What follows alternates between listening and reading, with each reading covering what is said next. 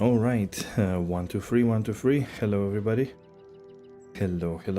Good evening, everybody. Today we, as always, just going to continue some last epoch.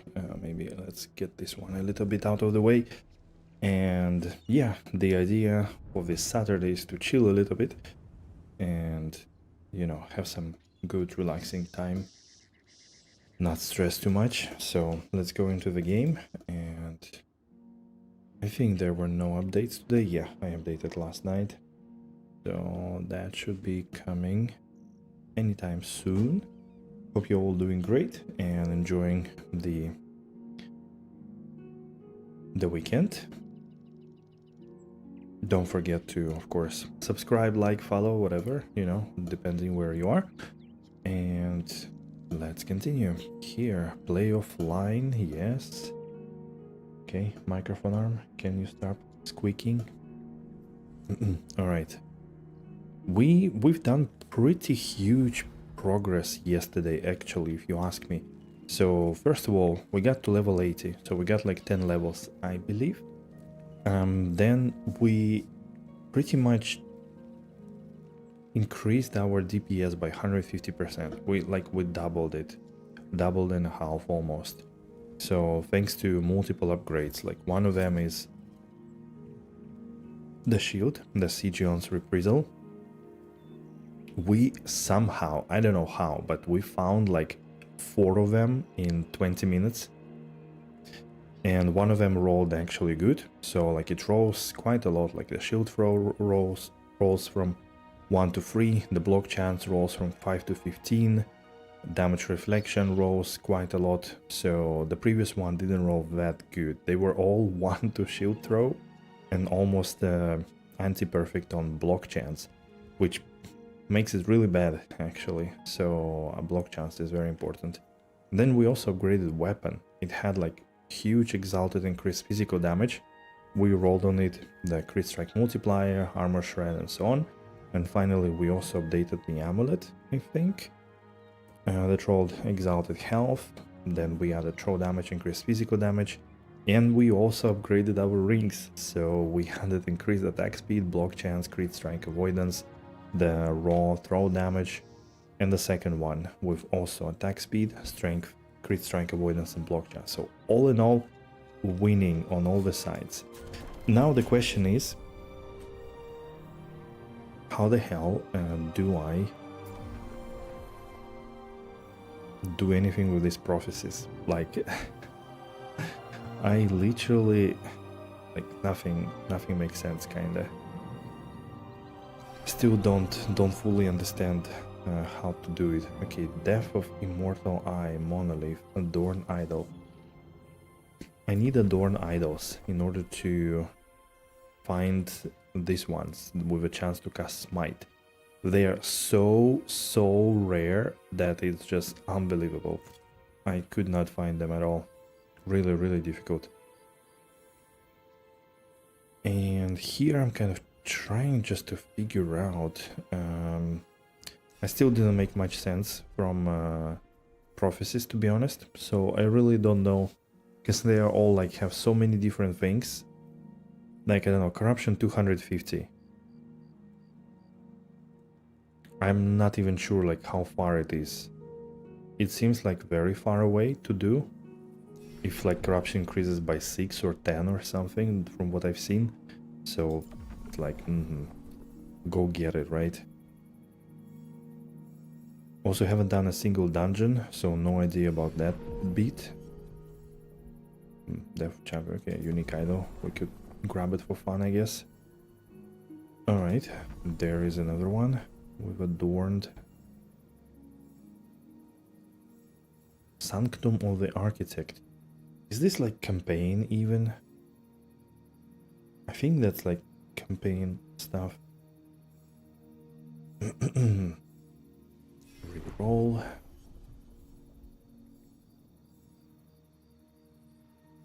Rune of Shattering. Well, I guess I could grab it. Okay, let's check out something else as well.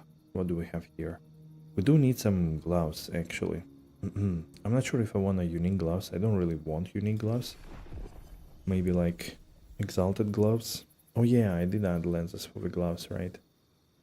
Monolith, corruption, free exalted gloves. Another corruption. Unique ones. Okay. The rare ones from dungeon.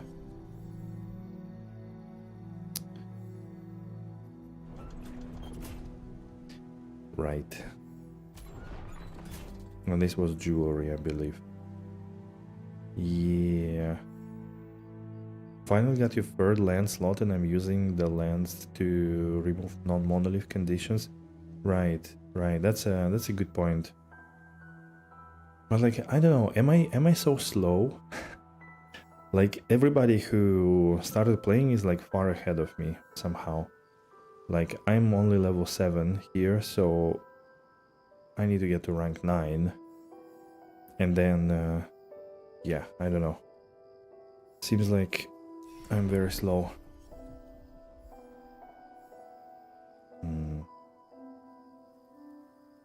Stolen Lands timeline. Is this the one that is coming, or it was somewhere in the beginning? Oh yeah, it was in the beginning.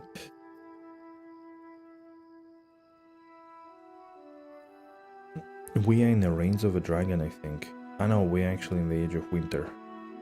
Yeah. Alright. That was enough time wasted here. Let's move on. Let's go to the Age of Winter. I think that's what I was doing last. And I believe I could make just a little quieter. Alright. Ooh, a unique item. And then there is a special echo. Okay, let's go. Alright, let's see how it goes.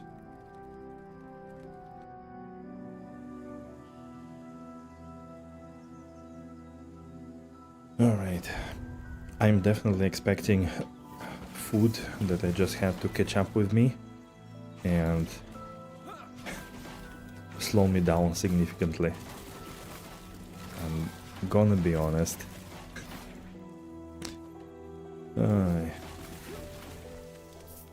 I could feel those meaty bites.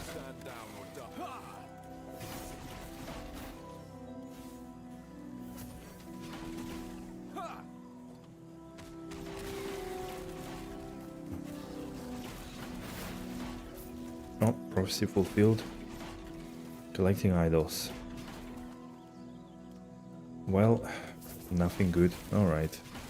Let's go.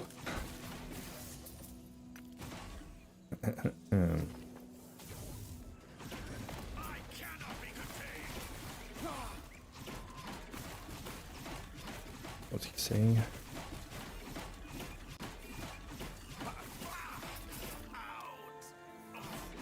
Chance to cast Smite when hit with throwing attacks. Hell yeah, we got one. It was another prophecy and one of the adorned idols. Yeah, it worked. Sweet. Now though we have a problem. That we have an idol, but we do suck with resistances. So, or we have to remove something that adds damage. But I think that's gonna be okay-ish, I guess. Let's see how it goes. We will experiment next. Like Peace Pen and throwing damage seems like a big addition, actually. If you ask me. Just now before the stream, like while cooking and eating and everything, I watched a little interview with Sven Vink, who is the director of Valarian Studios. It came out like on the GameSpot channel, I think. And it was very interesting, surprisingly. What, another prophecy happened? Okay, nothing good either. It was like maybe not so much about Larian Studios in general. I mean, not about the games, let's say, they make. Because they are now like finished, you know, final patch for Baldur's Gate 3, the third one, the 8th patch, which is like gigantic with like crossplay and like even more things and more subclasses for each class and so on. And it was basically the last big update for them, for the game. So they are obviously onto something new. They didn't say, of course, like what is it, but they actually apparently working on 2 games at the same time, for a reason basically to have the pipelines right, because they are a bigger studio, and you know, like if you the game development involves different processes, and let's say like in the beginning you need a lot of like story writing and designing and so on. Then closer to the end you have more like delivery, production stuff, and QA and so on, which not necessarily you need in the very beginning. So that's why they seem to want to have 2, but they didn't say which franchises or like what are the games, or even anything, like if it's a new IP or the same world or something. So that's gonna be interesting, to be honest. You cannot empower. Wait, yeah, sure, I already bought this one. But then also they discussed a lot of things about overall like the game industry, game development, the business, and like also AI and automation, machine learning that's coming there. It was quite interesting, with like, you know, main key takeaways that kind of AI, a lot of players in the game industry actually kind of get it wrong, and instead of using AI to their advantage and to... Oh, that's the tower, right. Okay, so using AI to their advantage to automate some mundane tasks and something that is not as great, kind of, and, you know, things that you have to do. Must be unique with knowledge, reputation, or weavers will... a lot of companies actually seek to, according to his observations, of course, seek to basically replace teams and like some departments and so on, which like he was completely disagreeing with, because no matter like what you do, you still need a human touch, and what in their case AI allows to do is to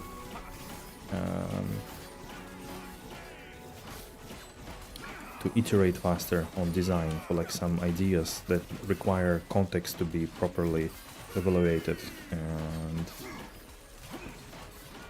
and of course like automate some things that usually players don't see, but not like create content from scratch. Basically they assure that there is zero content that goes into the game that is like fully generated by, and minion damage, oh shit, that's generated by AI and nobody's touching it, like basically nothing like this.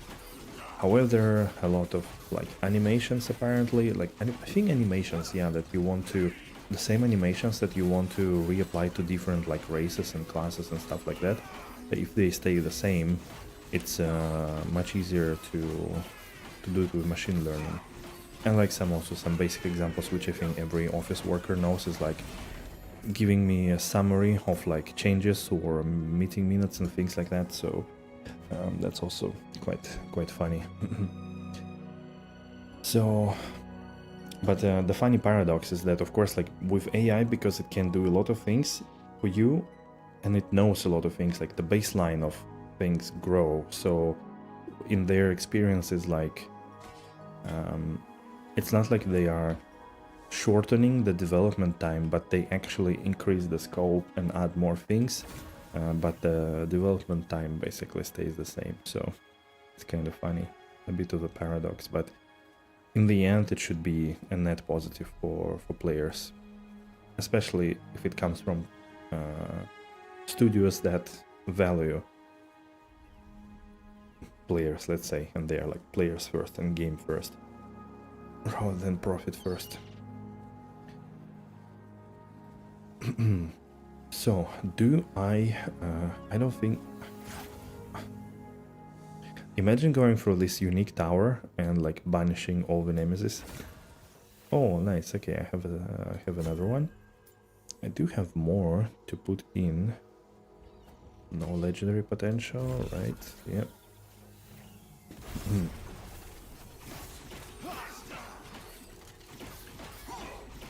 So yeah, like overall it was a very interesting interview. And like, I think he said one really cool thing, which is like, haven't thought about before, let's say, is basically that if you are a game studio and your main kind of... Oh shit. Oh shit. Careful, okay. Wait, let me focus on this one, since it's kind of dealing lots of damage. That dude is no joke.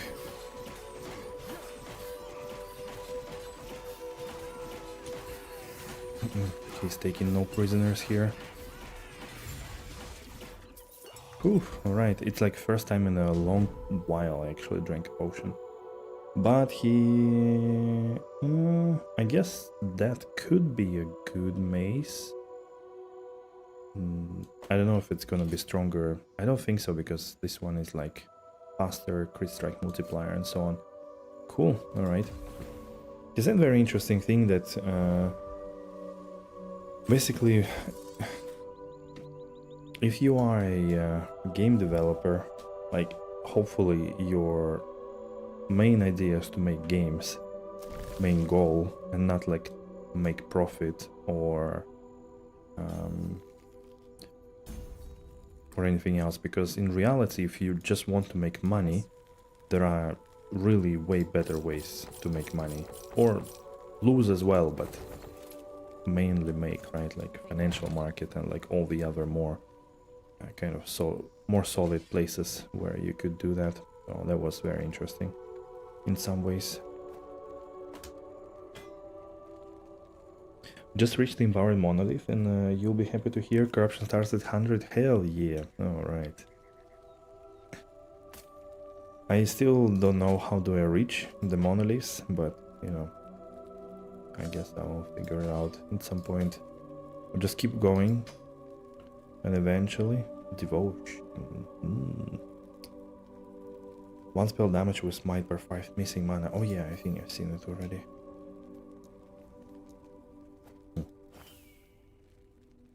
The 2-time lines at the top? Okay. So, how do I want to deal with that one? I definitely want to try it out and see how like my overall DPS could grow, but have a rather big issue. Again, I don't have any issues with fire. What am I gonna increase as well here?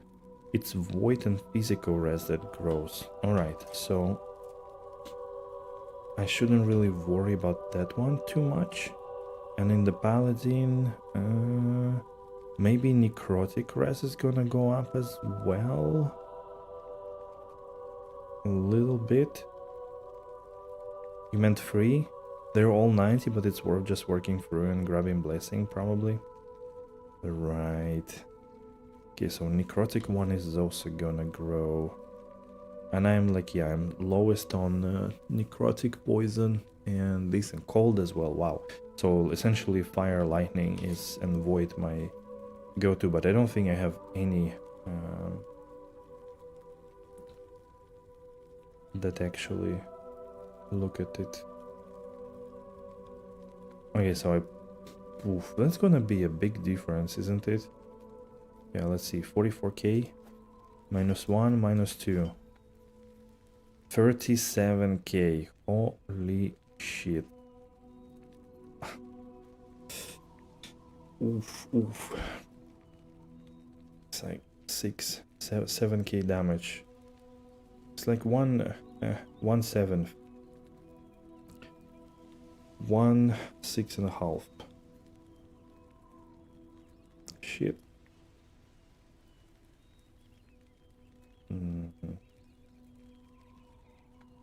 Maybe, actually, maybe.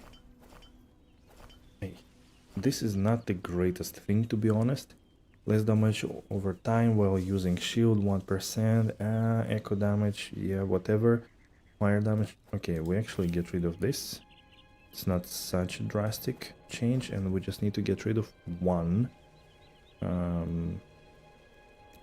idol like this, one small idol. These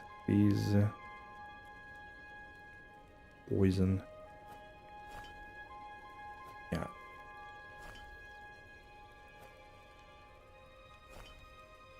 Ah, it's 89. I thought it was 79. Okay, then damage over time. I think I will get rid of this, and we're gonna put this one. Nice. Now next we should hopefully go into one of the weavers thing and add that, like the enchantment to that idol. Hopefully something good, because the second stat is not really great. Ideal, I want like block effectiveness, I guess, or maybe throwing damage and penetration, but I'm not sure it can roll on that base. Maybe it's only weaver only stat.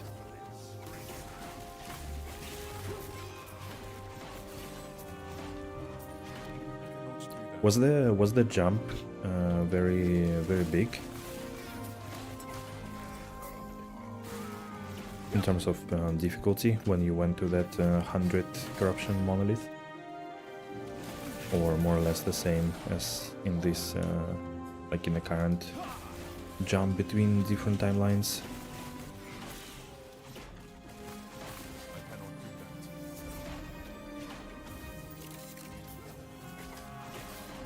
You could actually die if you're not careful enough. Wow, okay. Okay.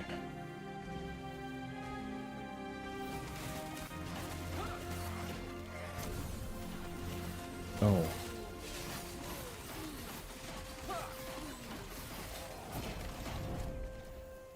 Yeah, I do feel a little bit like I'm actually getting quite squishy. I cannot do that. That's my current feeling, actually. How it all feels.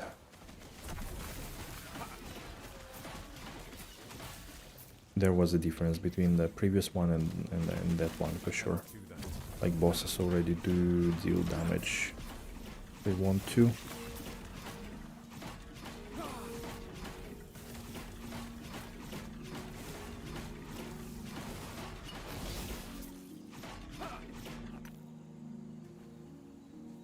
Another banded shield.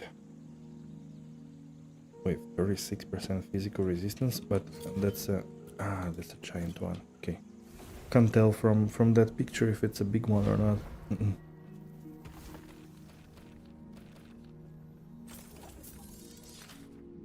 But the good thing is that I'm supposed to gain quite some toughness in like next levels of passive tree. Like here, more health. I think somewhere here as well I would probably grab, like here, yeah. A few more. Oh wait, I do have one unspent point. What? Yeah. All right.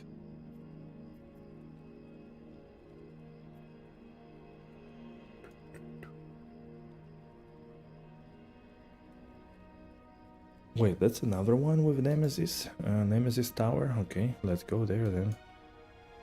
That sounds good to me.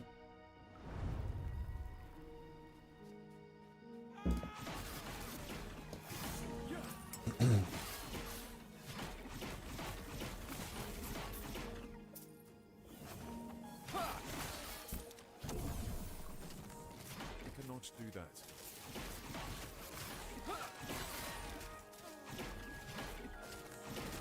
I cannot do that. You would be laughing, but I spent today. Again, like I started in the morning, was reading again Lord of the Rings, and I wanted to spend some time because again, like the translation was a bit quirky, kinda, and I wasn't really sure if if I'm overreacting or something, but few things were not really giving me the ease of accepting it somehow. Mostly like the tonality and the fact that the names were translated so the not the names but like last names.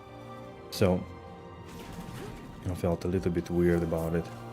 Of course, like when reading, I would still like put them back into what they were, but it's kind of, you know, not cool. So I googled like what's the best translation for, you know, for the Lord of the Rings into Russian, and holy hell, there were so many actually. First of all, so many discussions about that. But then like I was like, all right, let's pick up, you know, let's not just go too far. Let's pick up some decent article and read about it. So I was reading for like, I don't know, half an hour. I cannot do that. Like what were the translations, at what times they've been done, because some were done like in 1966 and it was like Soviet Union, and then, you know, everything that was coming from the West was, you know, that corrupted thing, la la la, and, you know, everything terrible. And that lady, like, you know, she did make a translation, but she also like almost like creatively rewrote the whole thing and basically reduced the size by like 40% of the book. So that's not the one I'm reading, luckily, but it was, yeah, kind of crazy that, you know, even this thing done. But then also it kind of, the article gave a little bit of an idea how Tolkien himself wanted to, like, because he left, I think, like some information about how to translate his work into the right, into the local language right way. And it was interesting that he was actually giving like some instructions, like, do translate the names of like the last names, like Baggins and so on, like Baggend, into something that is feels like old and archaic, so resembles the meaning still, but feels old and archaic, because like that's the tonality and so on. And there were like additional points. I'm not gonna like go over all of them, but that was the idea. And the interesting part, again, for me, that bonkers. The interesting part was that they, like in that article, they made like, okay, let's make a criteria for comparison, and one was like, all right, how much English was preserved in terms of like actually following the English text, like how much adaptation is there, then and also Anglicisms, like I don't know if it's probably not, no, it's not an English word, but basically if the English words were actively used, like again backend and so on. So that was one thing. The second one was the spirit. So is the, you know, the Lord of the Rings is like this kind of old, it's a tale, and like hobbits and these, and then the other people or like nations, races that live there, they are like this. So, and in general, like what language is used, is it resembles in the local language the same, like the old language and so on, maybe something not used and so on. And the third one was the like literature, is it like easy to read and not, and so on. So there was a comparison of like 8 or 9 different translations, and holy shit, apparently they were like such crazy translations that like one of them is basically it translated it pretty well in general, like kept, you know, the whole length and everything, but it made it so that the whole thing is like a Slavic pagan adventure kind of, and like there, instead of, you know, like lords and sirs, there were like knyaz and tsar and things like that, you know, and all the names were changed, like the elves were now like like a proper Russian fairy tale, some kind of noble warriors. Like that was so it was so funny that this thing existed. So I really had like, it's almost like a fan fiction, you know. I really had some fun reading this, but oh, it adds legendary potential. Holy shit, that could be good. I might have like 3 legendary potential on this one. Sweet. All right, let's see. So yeah, it was like apparently the translators were really creative in sometimes. And I was like happy to see that basically besides translating or like really not using the English English words a lot, not preserving them in like names and stuff like that.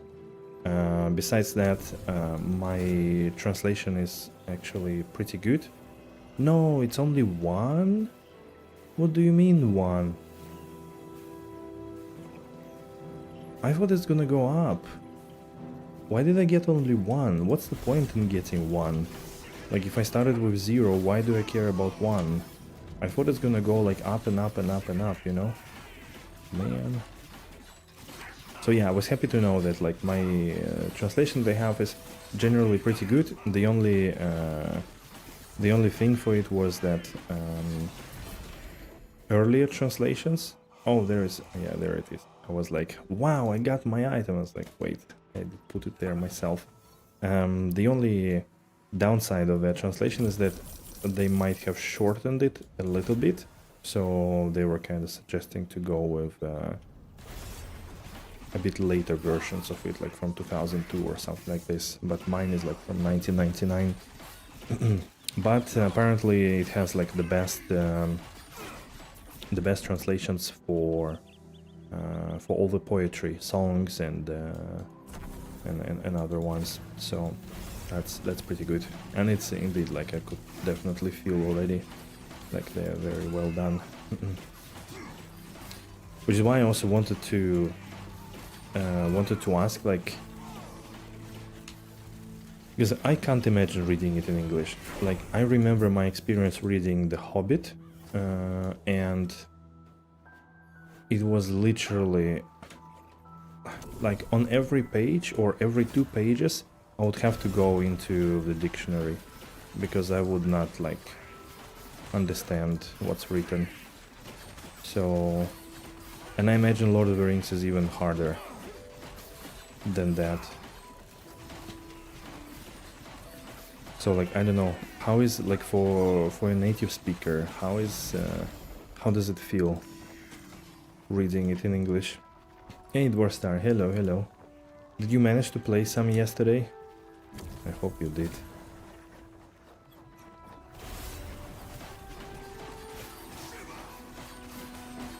Hope you good. You're level 81. Oh, you're already bigger than me, dude. How come everybody is like stronger than me in this game? Like, am I a streamer or what? Like, what's going on? Okay, this dude was rather challenging. So let's be careful.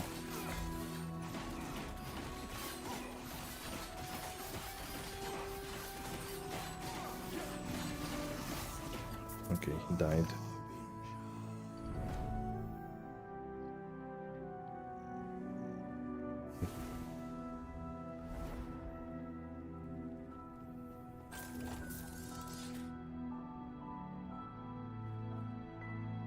Ah, you are 75. Yeah, you were talking about mine. Right. I see.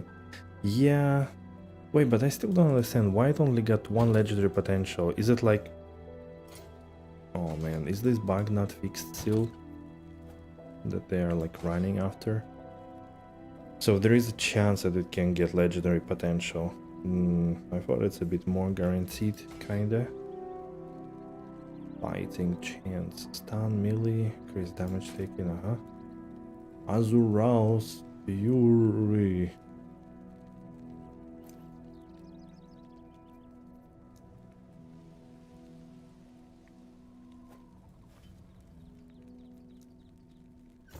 Okay, reading Lothar in English is good, pretty verbose though. I didn't appreciate it as much when I was young because it seemed like a lot of waffling. What? Back to your old build and damn it rocks, get your best and slow stuff today via Ascend. Nice. We did the same yesterday with a shield. We also got it through Ascend, but then we found the better rolled one from the drop, so that's cool. That's definitely good. I mean, the Lord of the Rings is definitely a shoot, throw, critical strike.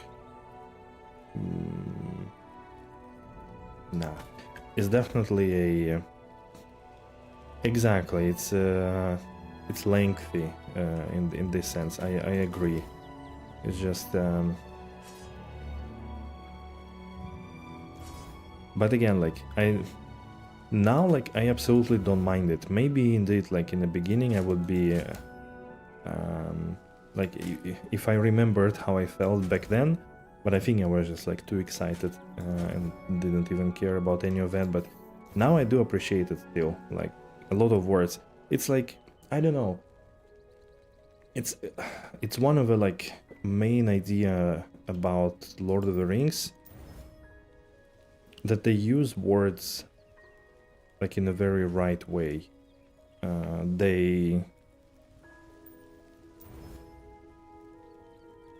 I always feel like this there is always like enough said.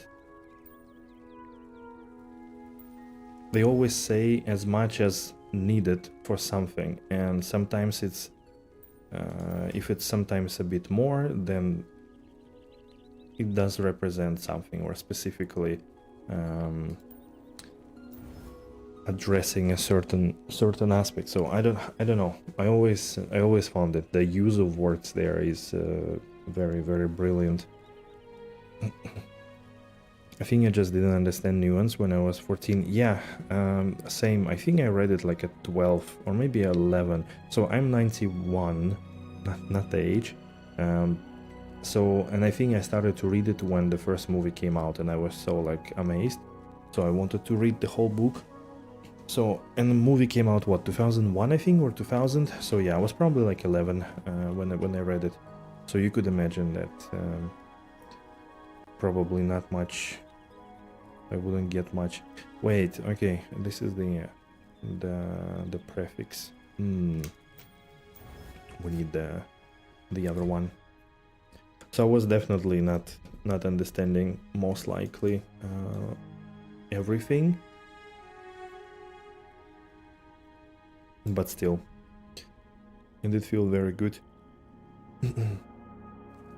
And now, like, I don't know. If I start reading, like, unless I'm falling asleep, just because, you know, it's comfortable and I'm perpetually tired, it's really hard to stop, actually. I really enjoy reading it. I'm already like 150 pages in, surprisingly. That's, I mean, it's also partially because I have a bit more free time nowadays, but it's kind of unusual. I'm usually not reading like as much. The damage is ramping, yeah. I mean, we did get a few upgrades, right? So we do have now, like yesterday we did get a few upgrades. First of all, pretty significant upgrades. But second thing is that we got a second smite idol, actually. So we now have two. The one to chance to cast smite when you hit with throwing attacks. Now we have two, so theoretically we have a very high chance to cast smite, which helps a lot. Like all the purple beams is basically, yeah, the smite that we cast. I cannot do that. And you could see like there were 2 on 3 enemies. I cannot do 1. that. There were a few for sure. Smite doesn't do a lot of damage. It's like 2000, maybe after the cast like 3500, but still it's a significant DPS boost overall. Crit chance and this damage, nice.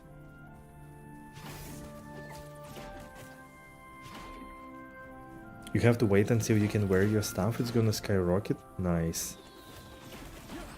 Man, everybody seems to be winning at this game at like, you know, I feel like I am walking and people are like sprinting and jumping on top of that in this game. I don't know what I'm doing wrong. Maybe, I don't know.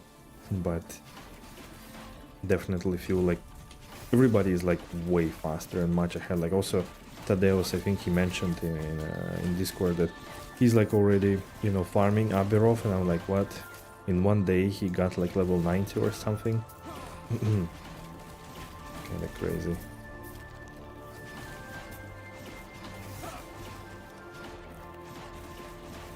Stand down and die.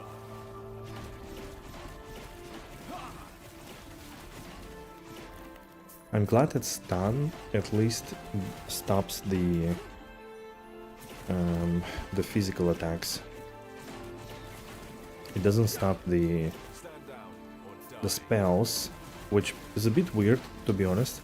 Like if you stun an enemy that started to cast a spell, the spell would still go through, which I find a bit funny.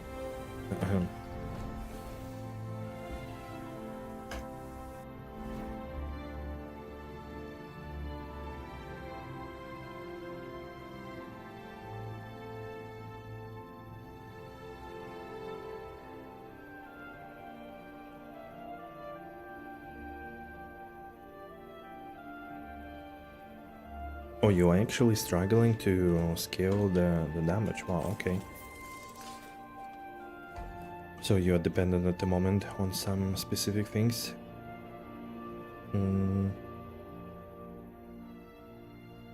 Maybe what I'm thinking, is this gonna stay? I don't know. Probably doesn't make sense. Let's just go and then we finish the echo. Still, like, I'm surprised that I don't get like as many levels or like as fast levels, even like doing harder content. Maybe again there is a penalty. I actually wanted to read in a user guide, in a game guide, if there is a penalty or not.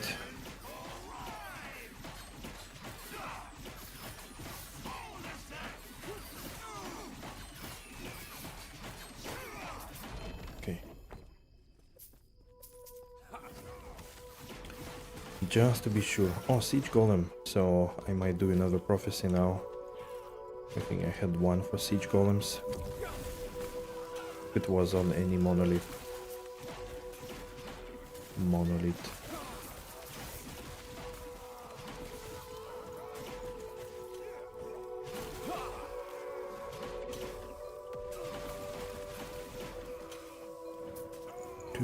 Do.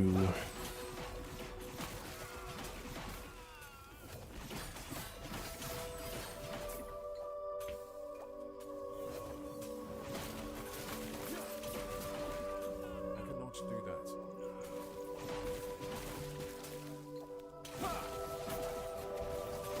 Oh, yeah, I also just realized that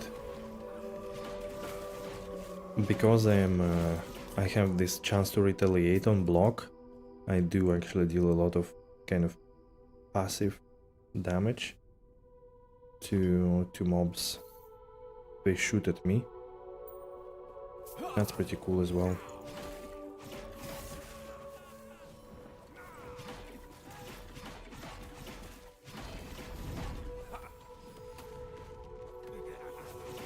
So many uniques dropping.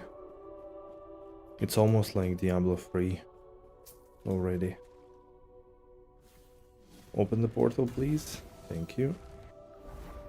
Somehow your DPS is displayed very low with 4K, made me think, but the elements are stuck.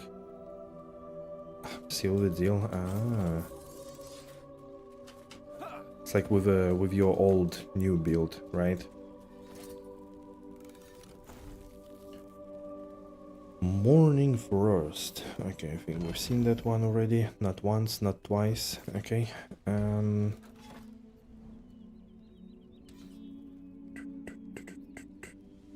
Okay, let's go into Frozen Fortress. Let's do it. Do it. Let's do it. Why am I so low? Wait a second.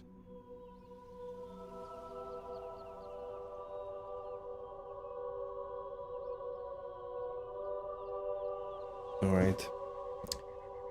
Pushed myself up a little bit. The ailment bar is bigger than the health bar on bosses. Yeah. That's kind of funny when it stacks, right? All the possible things. So you are ailmentator, I guess. And then I think I pretty much do the ignite stacks, the shred and bleed. Nothing else really. Wait. I cannot.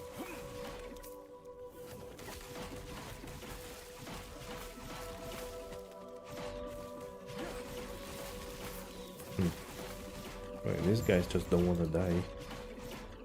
What's up with them? So what do they want me to do?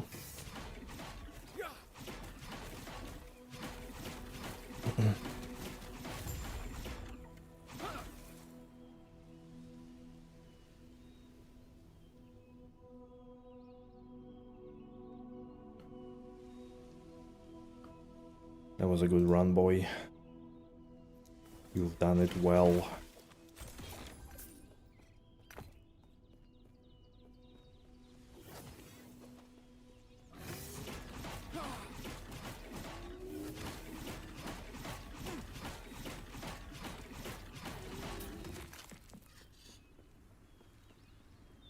I cannot do that. Freely imprisoned Cambarian dissidents. Okay. Alright.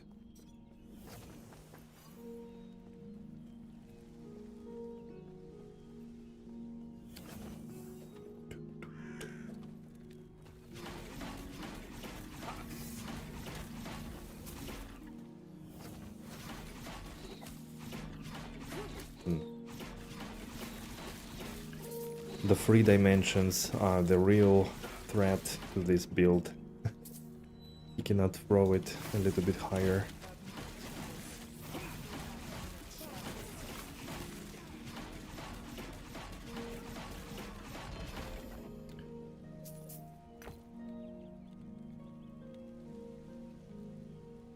Isadora.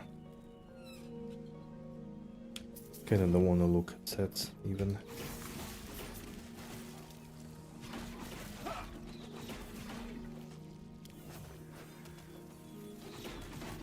I cannot do that.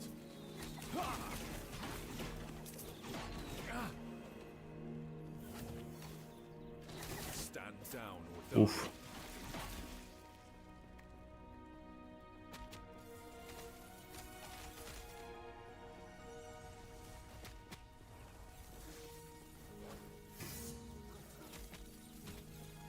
Why doesn't it retaliate? I mean, I can't believe that 35% chance just didn't happen in those like 60 or like 25 blocks. Kinda strange. I cannot do that.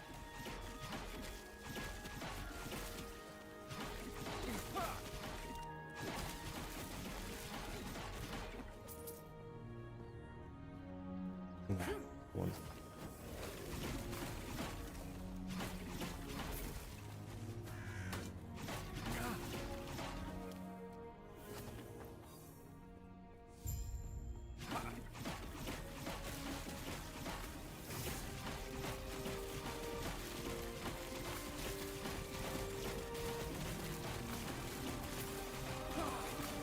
Stand down or die. I am free. Oh, blah, blah, blah. Alright. What is this texture?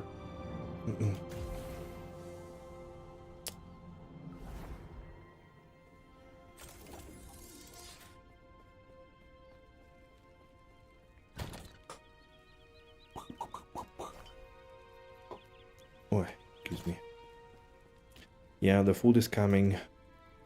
I mean, it's assaulting my brain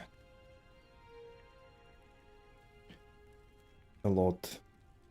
So do I want more damage or do I want more speed? I feel like my speed is good, but maybe more damage would be better. Let's do more damage, I guess. The frozen harbor. Oof. Keep sliding down. This steak definitely is gonna put me asleep. Hopefully not during the stream.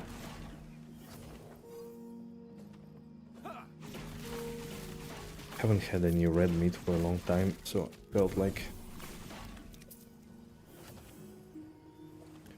a good opportunity right here today.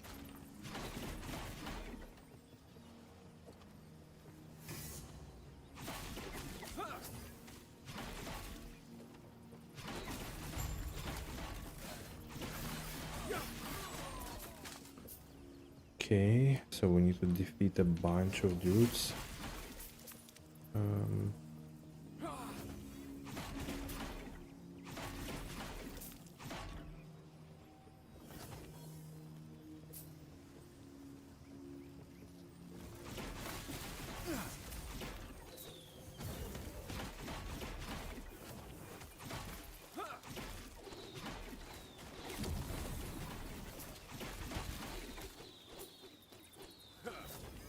Back.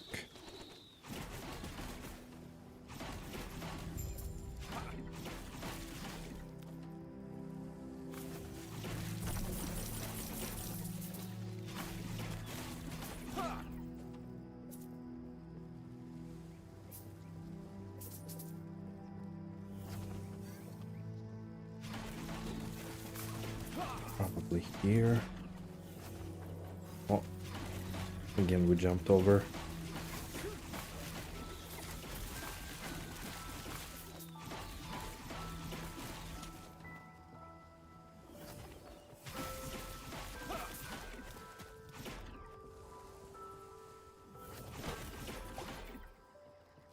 I cannot. Yeah.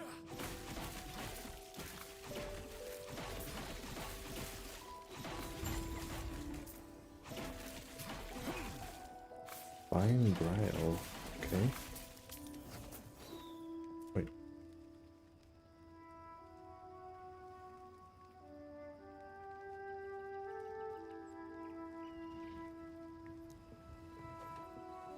I cannot do that.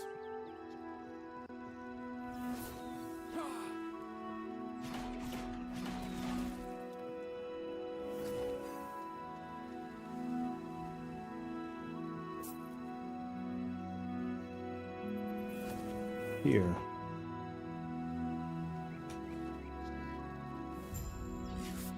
There you are. Wait, we fight him? Huh? Why? He was our best friend before. And now he's summoning frozen dicks. Interesting.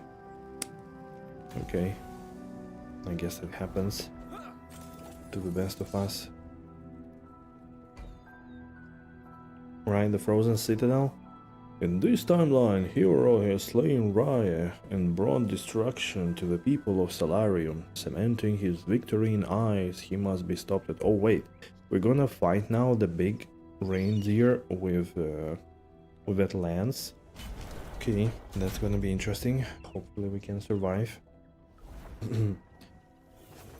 Could be tough. There he is indeed. Okay, better we don't stand in that thing. Do not stand in my way. Behold the rage of winter. Shatter. This is a Uh-oh. Do not stand in my way.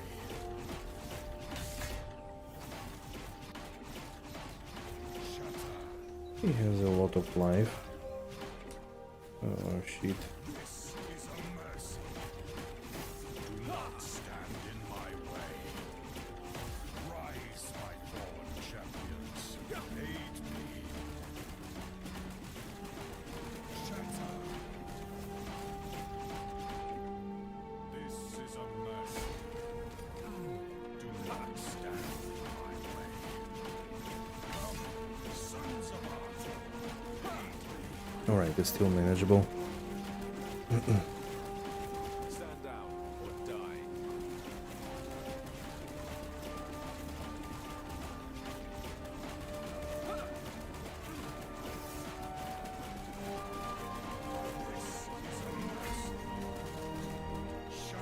Oh, he actually freezes me. Oh.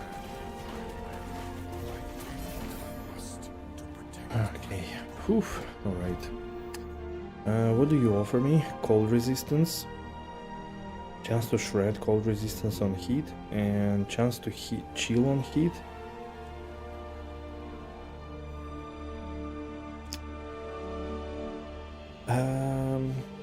Of course, cold res rolled the minimum possible.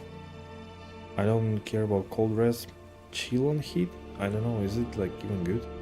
Because I reduced the attack speed. I mean, I don't know if it's really... Is it really gonna work? For me? Might be a good... Oh, excuse me, might be a good thing. Hmm.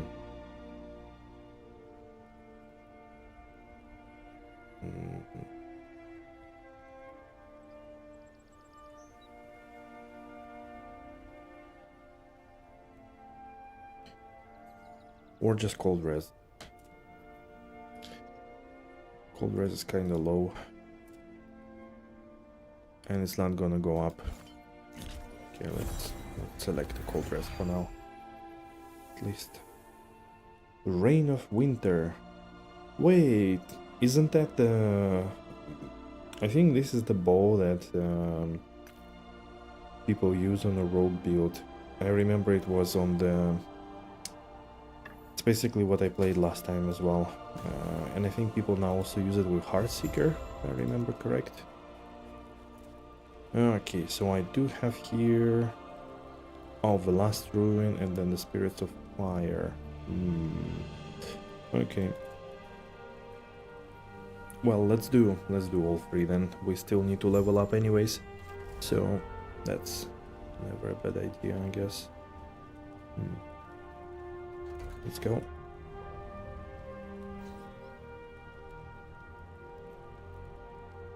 Towards experience.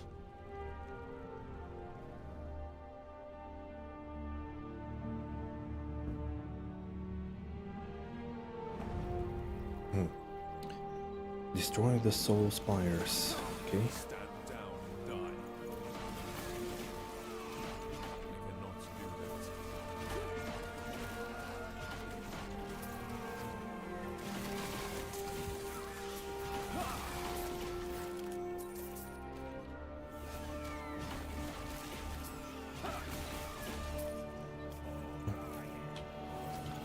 Oh yeah, let's go into the tomb to try and upgrade our charm.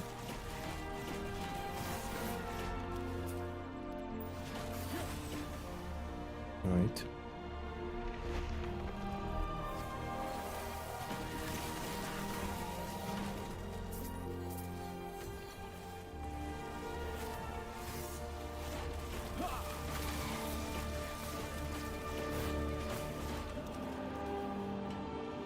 Drain damage.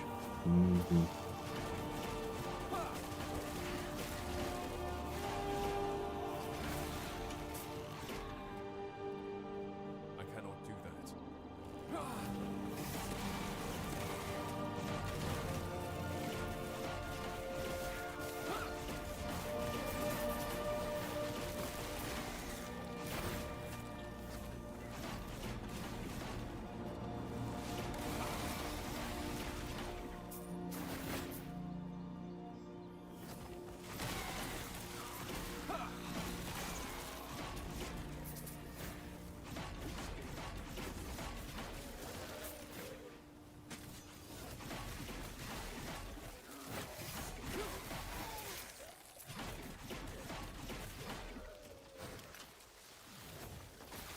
I cannot.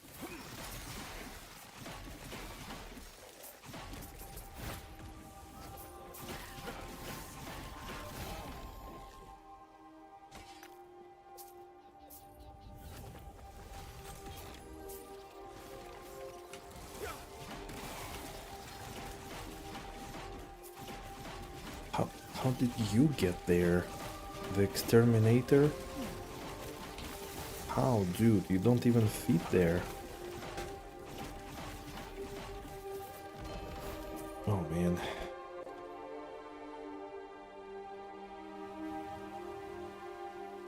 Vitality, health regen, poison res, health. Yeah, let's take it.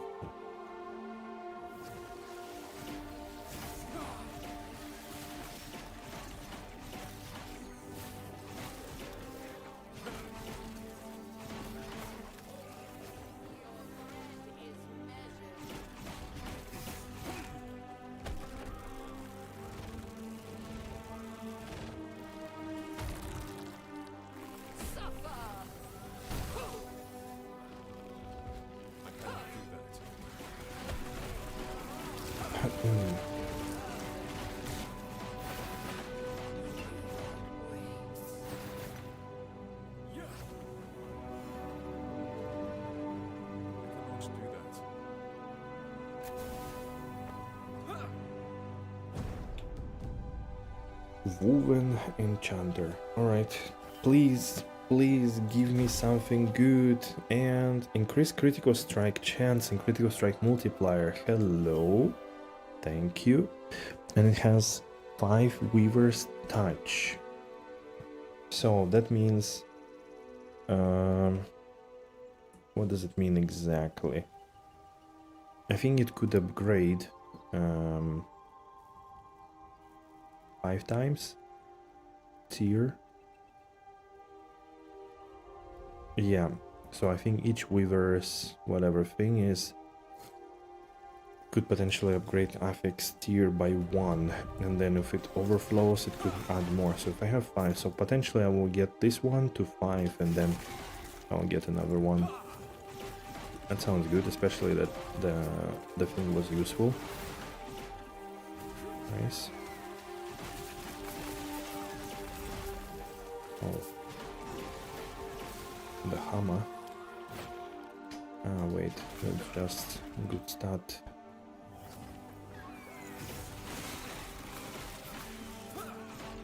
Okay, the Weaver improved it. 6-3. Oof. Let's go. Stand down or die.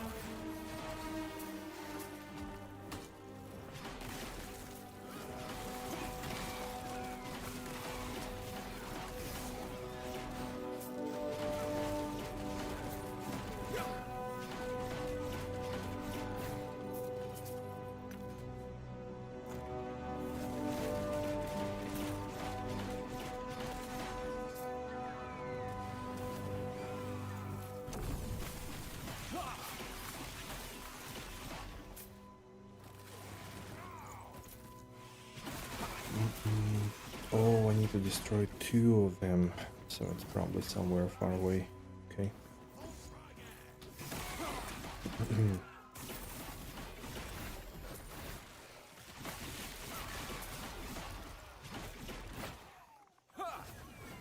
Blizzard.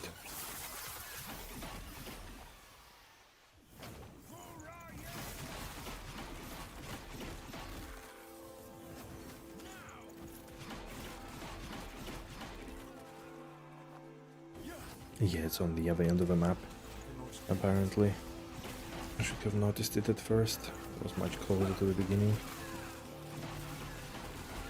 Stand down or die.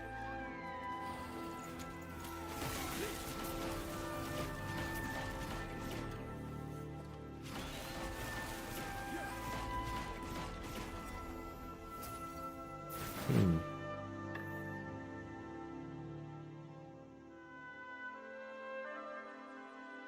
Wow.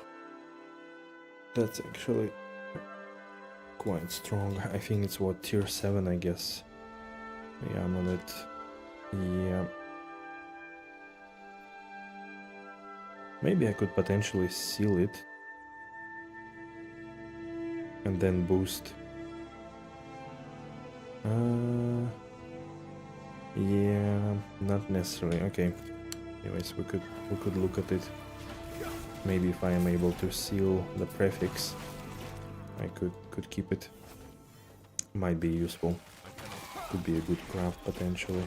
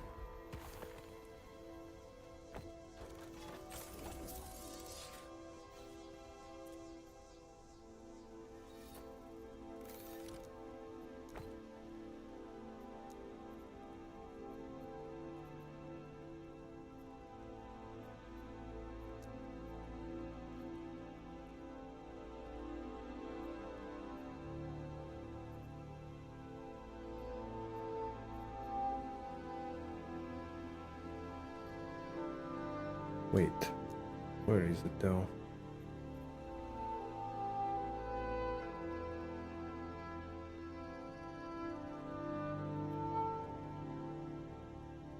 Ah, it's Glyph of Despair. Okay, has a chance to seal an affix instead of upgrading it. Sealed affix is moved to its own slot, leaving its old slot open for...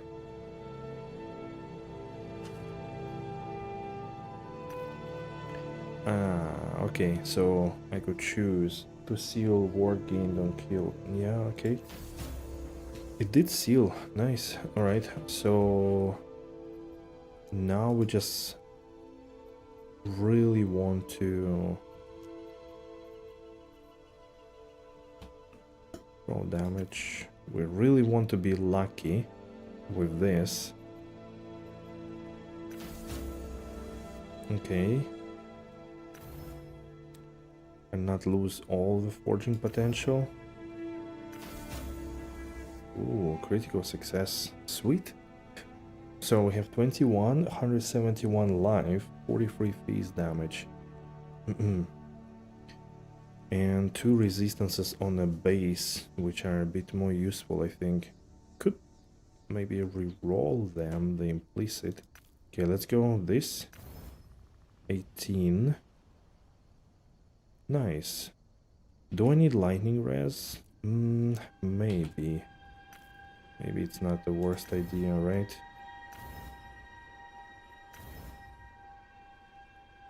Okay, we also maxed out lightning res here. That looks pretty good.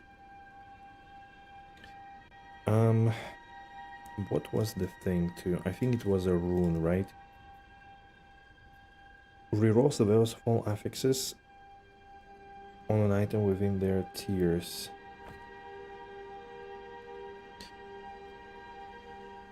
$47 to $70, $18 to $23, $35 to $52, $153 to $211. Oof, actually, there is a chance to reroll well, but not on the damage ones. I think damage ones are on the top side. What was the other one? The implicit, right? The rune of shaping. That will reroll the basic necrotic and phys res, which is rather low. Do I want to do that? Okay. Plus 12 physical, plus 2 necrotic. Can I do it again? No! Went down on physical, but increased necrotic. Shit. Alright, stupid gambling. Why every game has to have gambling in it? Alright, let's see how it's gonna affect us. Damage should go a little bit down. 46, 337. 45, 943, yeah. But resistances are way more overcapped here, and I should have 16, 36, yeah, like extra 30 life. Alright, I guess it wasn't that huge, but you know, still good. Alright, let's go now grab those experience shrines. Oh, 1, 2, 3, that's good. I really want to level faster somehow. I guess for that I should not stay in a hideout too long, but leveling, yeah, would be really nice. Since there are still so much potential from passive points, not only damage wise. I could not do that.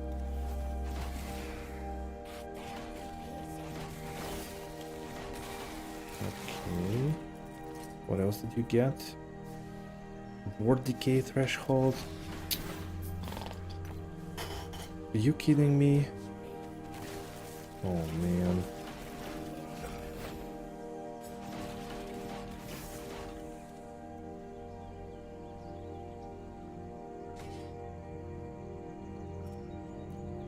How could it roll such a useless thing? After being so difficult to acquire, you roll such a bad thing on it.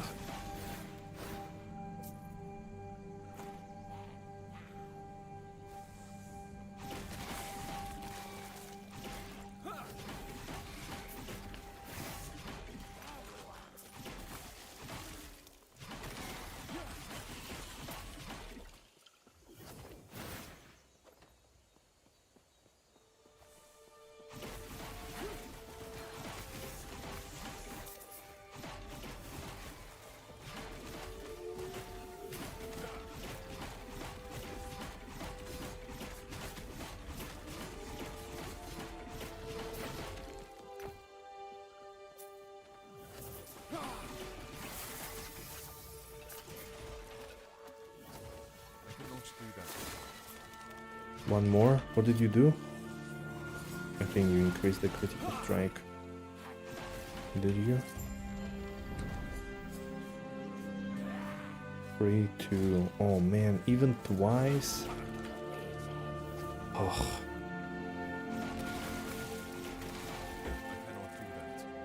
What a shame. Oh, we're signing Enigma. Let's go.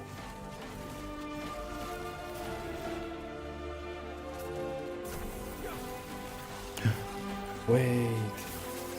Stay here, you criminal scum.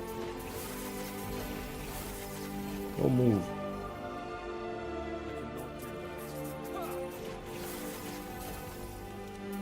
Nice. We got a lot of stuff here from the shrine, the bandit shrine. So have you found the end game yet? I'm still not sure, to be honest. But I think we are close. We're close. Lock chance, yeah. How are you, namespace? How's it going? I mean, we did get some really juicy upgrades. Excuse me, yesterday and also today. So like overall pretty pog. Still leveling, but I think endgame starts when I finish this in the next timeline. So, you slept a lot? Wow, that's really good. Did you need some rest or you just, you know, needed some indulgence? Indulgencia. Overburden lizard. That's a full set, I guess. The Last Bear's Lament. Roar. The full set has been dropped. I cannot do that. I didn't sleep a lot. I'm still like every morning, or like, you know, closer to the morning when like REM sleep starts and you start to like move around in your bed, like left, right, you turn always. Every time I turn to the left, I get like immediate pain in my neck and I kind of half wake up. So that's why I can't sleep too long. Just at some point I wake up and I cannot anymore because of that. I try to take some painkillers, but they typically don't last till morning, so it doesn't really help a lot. Yeah, I tried it, but it wasn't really lasting too long. I mean, if you like, for 7 hours, it's... Unless you take something more strong, I don't know, but I don't want to do. But again, it's like, it's not the, you know, not the end of the world. It's not too bad, so I'm okay. Just got back to bed after waking up. And then you didn't wake up anymore. Man, this is like so much student time for me. Yeah, don't up the doses, exactly. Only 3? Oh man, could have given me more. Oh shit.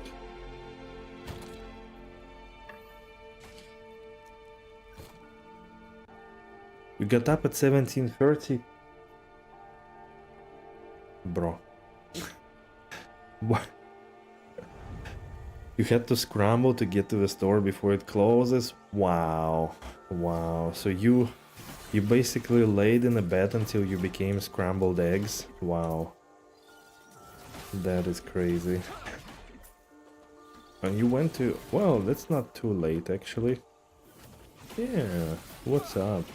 I mean, did you have some kind of this sleep debt that you developed over a week, not sleeping enough, or just felt like staying longer today?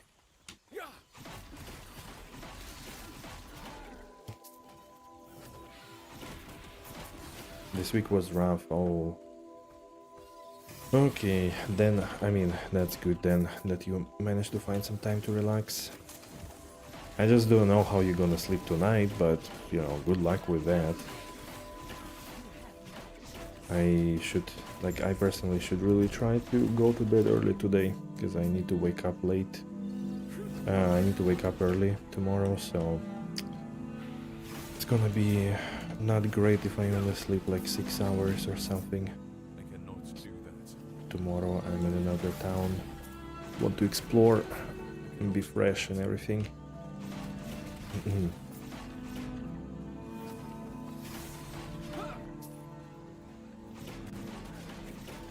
To get up at 11? Like tomorrow, you mean?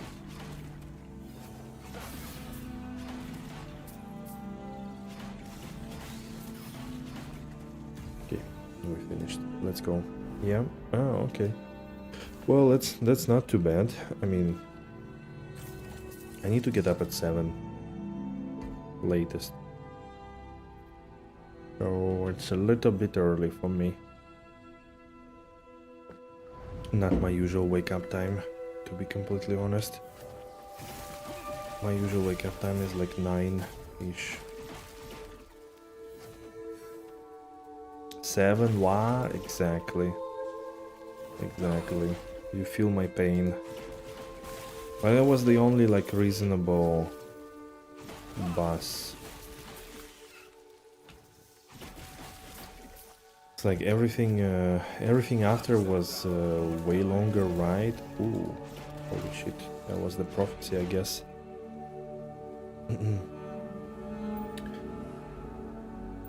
It's way longer ride, and it's like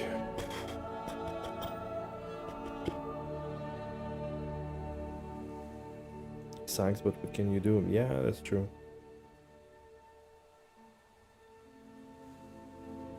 Do you feel it when you get up that early, like acid reflux? No, I typically, like, I don't have the acid reflux for, like, basically, as long as I eat what I eat normally, I don't have it, so it's good. But when I wake up early, no, it's like, I'm just groggy, and like, I'm, you know, my head is fuzzy and foggy, I never get sharp, I have no will to do anything usually, like, it really takes a lot of willpower and energy to get going from there and to do something usable. No motivation, no desire to do any activities. Like that's the main problem. Usually, if I don't sleep enough, I may be able, like, I don't know, with a couple of coffees and like by midday, like I don't know, 4 p.m. I may be able to gather up and do something, but usually I just, yeah, I don't feel like doing anything, and the day basically is lost completely from get-go. Plus acid reflux. But acid reflux is mostly, I mean, it's mostly like what you eat, unless you have like some conditions like gastritis or whatever, you know. But mostly it's, yeah, it's like what you eat. Again, if I don't eat like junk food or some kind of really heavy meal before sleeping, then I'm usually fine. And lately I try not to have anything heavy before sleep.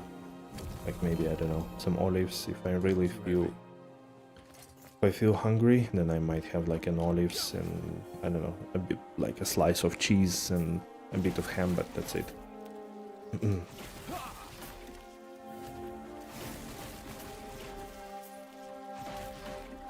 But for the rest, it's like, yeah, lean meat, fish, vegetables, and like in the evenings I also stopped taking too much carbs, like beans and legumes, lentils, so that also helps, I guess.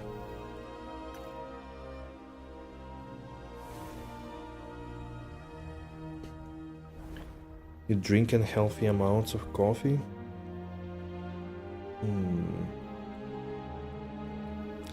Yeah, coffee, I mean, coffee is generally has a heavy impact on your stomach. Like a lot of people develop like really intolerance, especially if they take too many. And I know that, like, I don't want to generalize, but I kind of have a feeling that Europeans in general, they drink very little tea, but a lot of, and water, but a lot of coffee instead, which I cannot like really understand. like drinking a liter of coffee a day is fine for many people, but it's definitely not gonna help you in many ways. Yeah, lentils are great. They're much better than grains because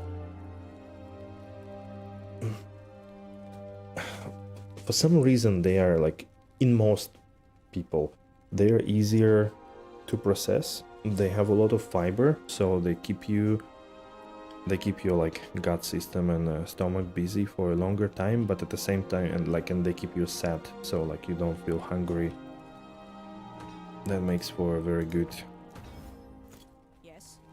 makes a lot of good things, and like overall they're, you know, pretty nutritious and stuff. They're still not so, Take care. I guess, like popular or industrialized like a lot of other things.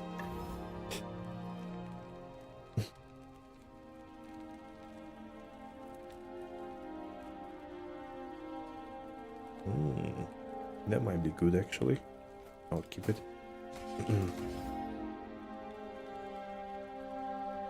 Oof. Can I? Maybe I could seal something like the dodge rating. It would be good to seal dodge rating, but strength is also not awesome. This one is better. Yeah, let's do it like this. Drink a ton of water? Okay, that's good. That's good. But yeah, I don't know if you like have like specific stomach, whatever, gastroenterologic tract conditions, whatever. It's never a bad idea to check. But yeah, it's friend of mine also has a lot. But I think in his case it's a lot of like, it's a lot of bread, it's a lot of processed food and fatty food, I think in his case. But he's pretty much non-stop on like mager, like what's it, like in German, mager stuff that you take to avoid reflux, but he's pretty much non-stop on that thing.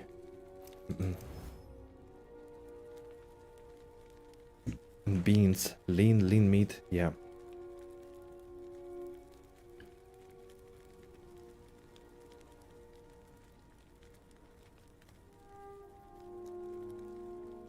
Wait, what? What? Wait, what?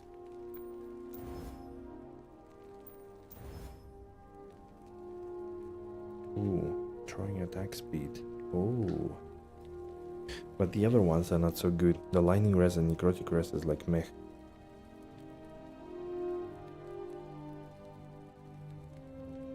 Migrates fasciatus means lean means? No. It's not that, like, it's like the stuff that you take gegen Zodbrennen, you know, and all the other reflux things.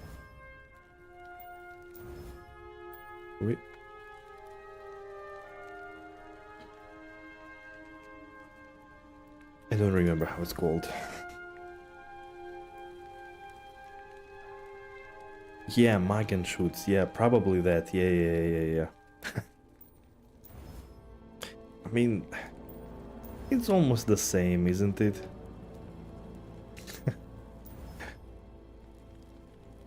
Strength throwing damage. Oh man, why did you put 3 levels into this word decay bullshit? Bruh.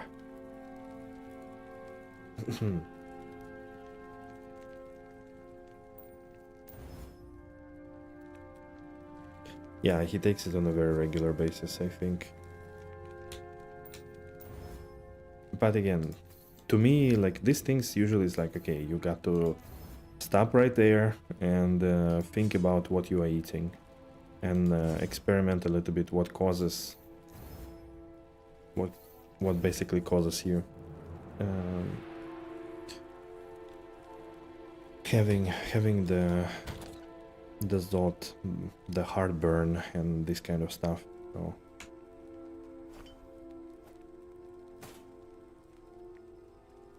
salvage. What am I even doing? Yeah, I'm salvaging. So you have an item, you put it inside with this rune of shattering, you can destroy it, and whatever affixes this item has, like it has throwing attack speed 5, tier 5, tier 3 lightning res, and tier 1 necrotic res. If I salvage it, I'm gonna receive with some amount of those. Maybe I will receive 1 attack speed, 1 necrotic, and that's it. So it's a bit like chance based. So that's the idea. But this one I don't want to shatter, I want to... and then you can craft, because then you basically have all those affixes that you can craft back on an item with using this forging potential, which is like 31, and each attempt will cause some amount of it. I'm not sure I really want to do that one, because it has like it's not the bestest base, like vitality and health regen is kind of meh, and resistances I don't really need it on a ring. I really need the like block chance and some other stuff. You know what? Yeah, so I got 1 necrotic, 1 lightning, and 2 throwing attack in this one. So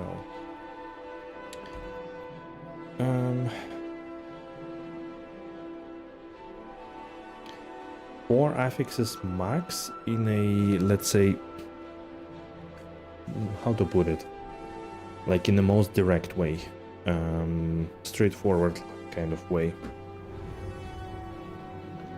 You could have more. For example, what I did earlier with this amulet, it has 5 affixes, as you can see. Basically, ward gained on kill, I actually sealed. So you use another like crafting, element that you put there, and I actually sealed it instead of like upgrading it, and then it goes kind of in its separate pocket, and then instead I actually crafted throwing damage on top. So I kind of freed up 1 slot and did it. And then I think on a legendary item, so here for example I have void resistance sealed, here increased armor. And on a legendary items, like depending on the legend, or like unique items, sorry, depending on the legendary potential, like this one has 1, and it could have 1, 2, 3, or 4. Based on that, you can then use another item and all its affixes into the unique item. So unique items could have like up to, I guess, I don't know how they don't have like, typical affixes, but basically, yeah, you could fuse additionally up to 4 affixes from another item. Yeah, that's pretty wild. Yes, that's why like the end game item hunt is basically, you want a unique with 4 legendary potential, and it's like pretty hard to come by, really hard. I think like 3 is reasonable, but 4 is like 1 in 160,000 or something like this. So quite tough, if I remember correct. So, and then you want also to make ideally a perfect item, ideally exalted item, and the difference between like, regular item and exalted item is basically, I'll show you after that fight here. Oh, this one also has 1 sealed. So basically this one is an exalted item. It's not rare, it's not magic, it's exalted. It's kind of next one.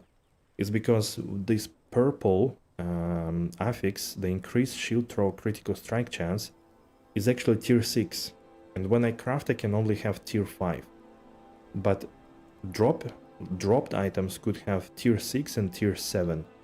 So for example, here on the amulet, I was lucky enough to drop tier 7 health. Still rolled at the lower bottom of the thing, but it's still tier 7.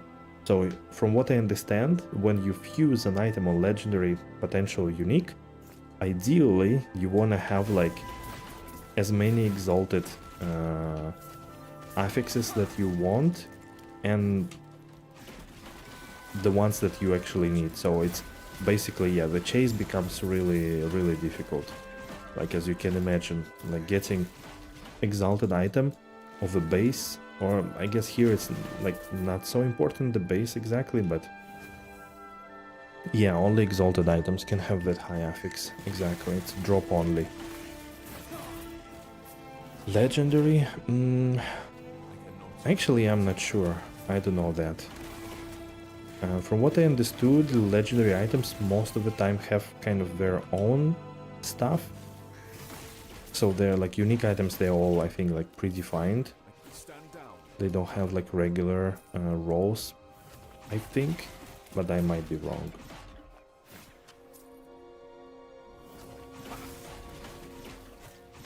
But yeah, the idea is that you want to first find a unique with like as high legendary potential as possible, and then the bestest item of a similar type with a lot of exalted affixes that are actually good for you. Yeah, I guess it's a bit complicated, like from the get-go, but I do have to admit that, yeah, I started, like, I haven't... Last Epoch is basically a game that I literally did not watch any single, like, any single video explaining me anything about this game. And I think, you know, people noticed probably, and it's the only thing that I watched, not even a build guide or anything. The only thing that I watched is just a bit of explanation of the loot filter, like how it works. So, and with that, by playing game, I do gradually get a good idea of like what is what. And I think that's a good sign. Again, like there was a guy yesterday asking like, oh, so how is this game comparing to D2? Is it like simplicity and yada yada? I think in that sense it's like the closest and the bestest that you, I think by playing it, you will start gradually understanding what to do with items and how you can craft and so on. Like if I compare it to PoE, oh man, like I had to like Google and read wiki and like watch videos and shit like that a lot. In PoE 1 especially.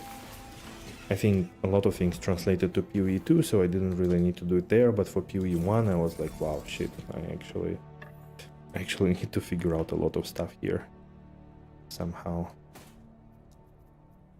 Yeah. This one is pretty good because it gives +4. It rolled tier 7 for Abyssal Echoes. Abyssal Echoes is a skill, so it's +4 on a skill. Holy shit. Like, ideally what I want... I think if it's possible, I'm not sure, actually. And I don't think it's possible on a shield, but it's possible on a helmet. So I want a helmet with tier 4 shield throw. So, and that would be the... Yes.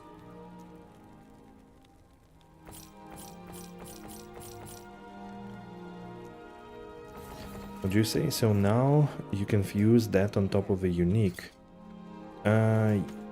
Wait. I think... So what does it say? Exalted item in the eternity cache, causing it to absorb number of affixes from exalted. I think you need to have the same type. I think so. Yeah, it's Skyrim music. Yes. I think you need to have the same base. But let's say if I had a unique armor with legendary potential, I could fuse those. The problem is that you get a random affix. So that's why you always want to have like either all of them be really good no matter what, or you want to have a legendary potential 4 so you get all 4 absorbed. So from my understanding.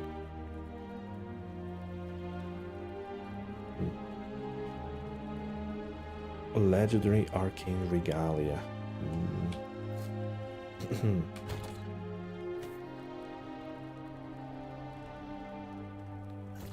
But yeah, for now, like this I don't really need, so I will just shatter for... Well, it gave me 4 shards actually. Nice. That's it's quite rare. I typically don't get this shield throw for some reason. Like I almost don't have a single shard of a shield throw item, which is pretty shit. I need to look at. I need to start upgrading my helmet. It's quite old. There is still some forging potential. I could increase the elemental res, but I don't really need to. I mean, it's generally good. It has like armor, increased movement speed, but it's rather old.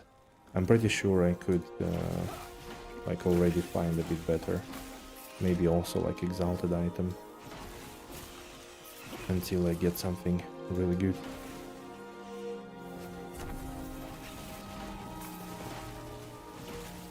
I cannot do that. Maybe that Wardon kill is actually not a bad thing. Like now that I see, I don't know, it's probably not gonna be helpful on bosses, which is why I think it's kinda shit. But on these small dudes, look, I'm going pretty well actually. Like I don't get damaged really. Wave 8. Do that.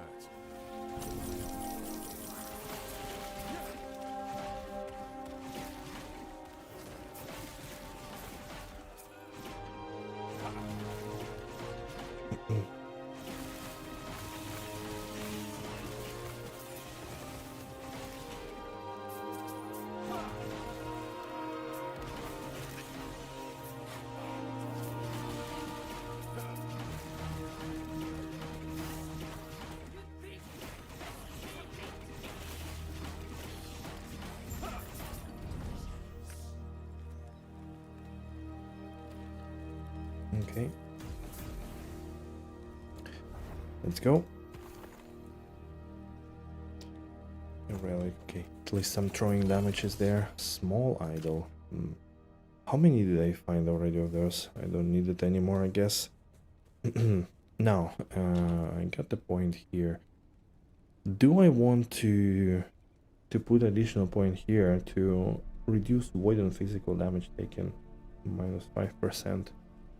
Or screw it and let's go with void damage on the shield.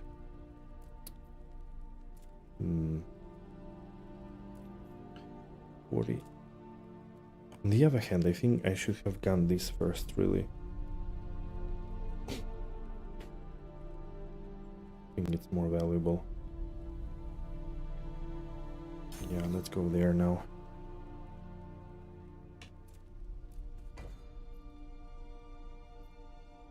Rare helmets, okay.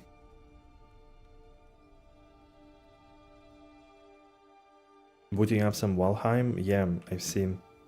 Nice, enjoy.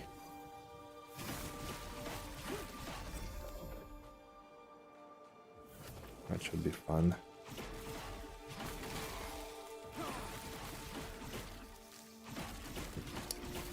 Feel a little bit stiff today. Didn't do any workouts today, didn't go for a walk as well. I mean, I imagine I'm gonna be walking all day tomorrow with exploration of a city or town.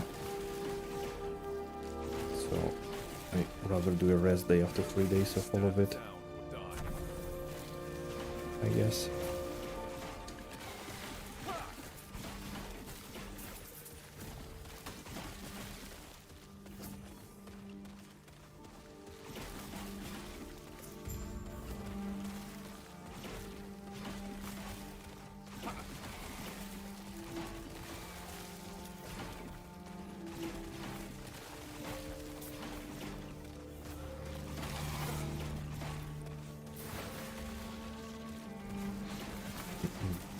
So yeah, I need to upgrade helmet and gloves.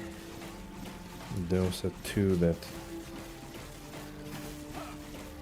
I have for quite a while already.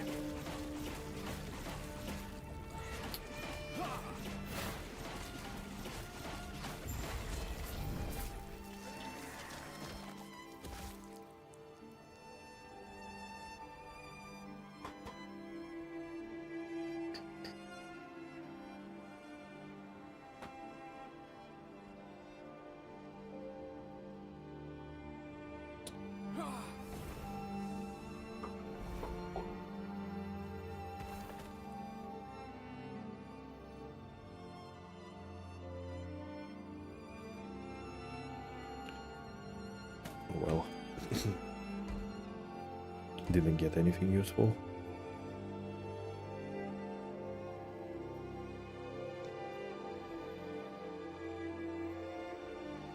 Okay, maybe let's go towards idols.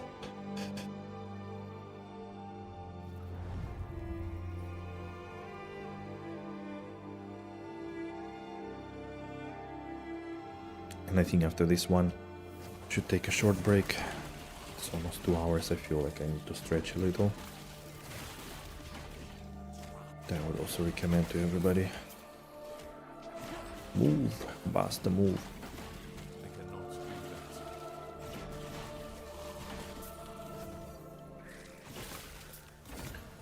that. Harbinger. Okay. What do you have here? Please damage, critical strike chance. Die. Murama's healed, right. Strike chance, physical damage, dagger.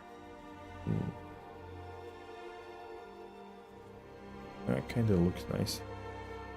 Alright, let's empower for fun. Let's see if the dagger will turn out something useful, at least intermediary, interim. Maybe it's gonna be something good.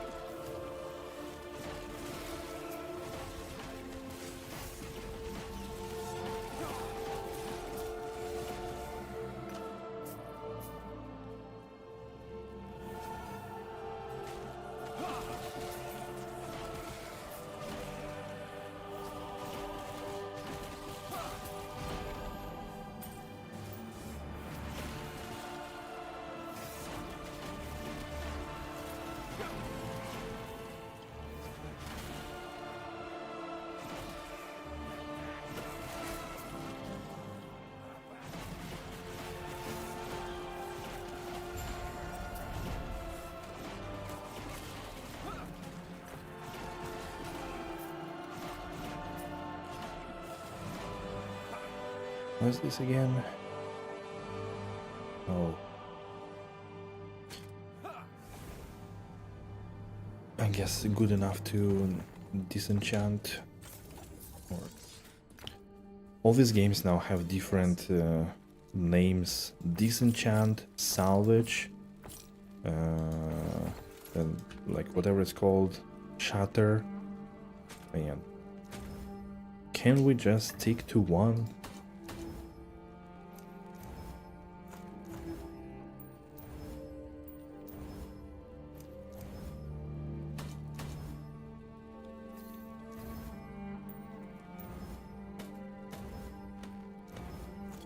Okay, yeah, before I forget, let's, I'll take a little break, 5 minutes or something, and I'll be back. See you soon, guys. Well.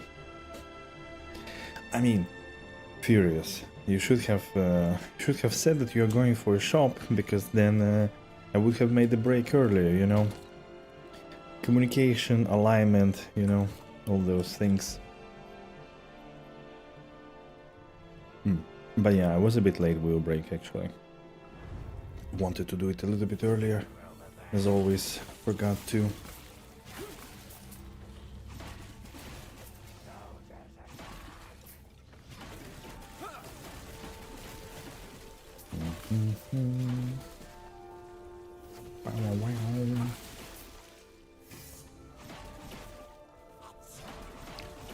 Slay enemies to locate the reef gate. Seal the reef gate. What?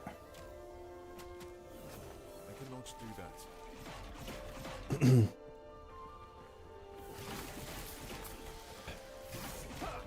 Wait, what? Can't dox myself like that. There are people waiting to pounce if they know I'm going outside.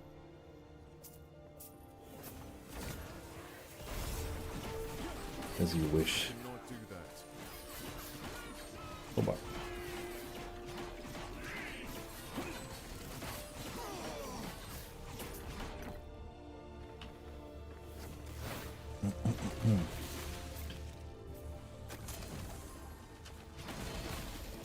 Rune of Ascendance. Hand-to-handed sword. Oh, another Dream Torn. How much legendary potential? 0. Woohoo! Well, maybe we can use it in the egg. At least.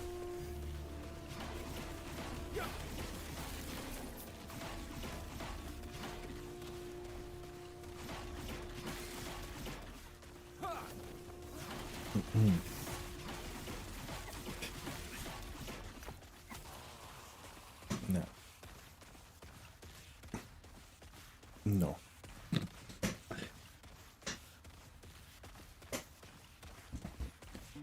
Okay, I think that's better.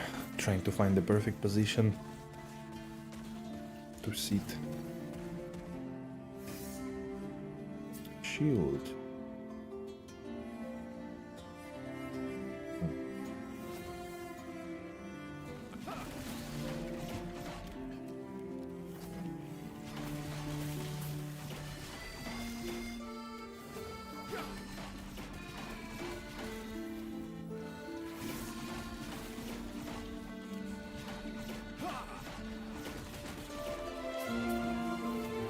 Oh.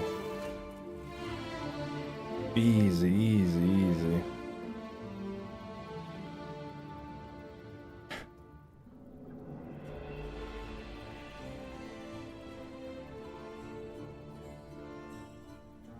Mr. Witcher decided to blast our ears off.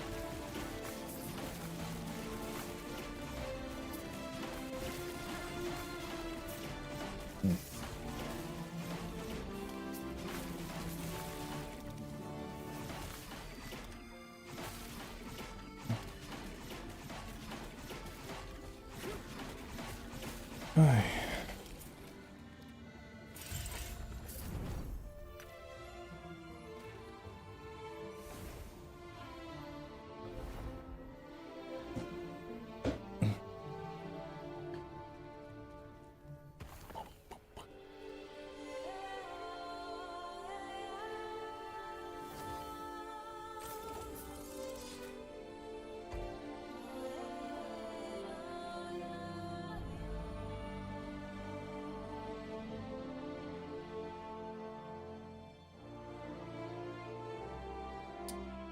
I don't know what it is, but today I'm not sitting comfortably. No matter what I try, nothing is comfortable.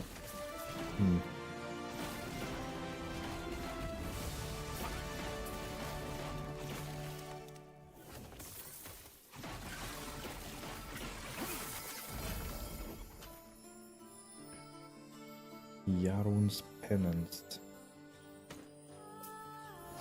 Doesn't sound like something I would use.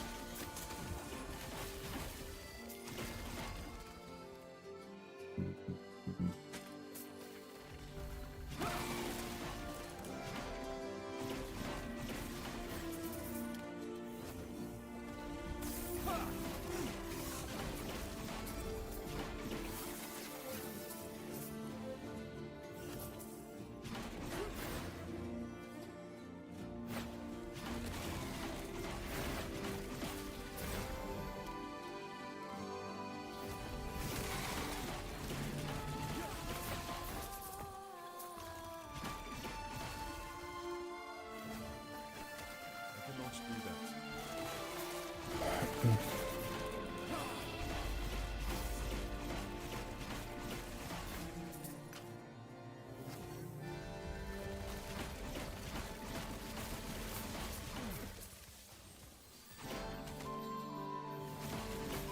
I cannot do that.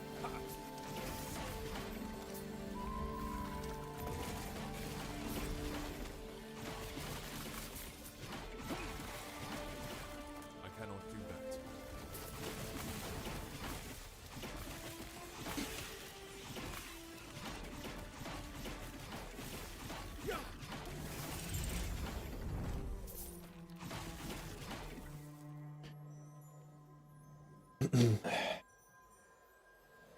Spent time clearing the immediate area around the Nemesis so I could put something in the egg and suddenly dead because 3 guys had journeyed far to sign. Yeah. I think that's gonna be very common feedback to them this season, honestly. The mobs here for some reason have very like how you call it, like alert area or like vigilance area or something. They seem to come from like far away easily, and could be keeping coming. So they should put a pause, basically, like what they did in PvE2, like aggro range. Yeah, aggro range, but sometimes they just, I don't know, they seem to wander a little bit and then boom, and they find you. And they could go like from 3 screens around you or something, I don't know.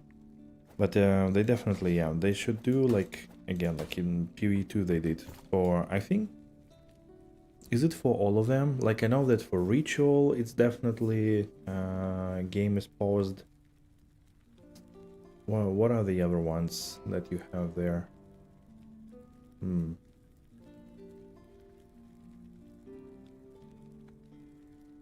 Actually nothing else, I think, but they do pause, and I think it makes sense. It's definitely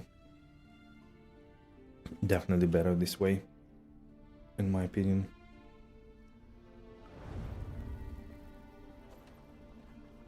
Oh, I remember that arena type.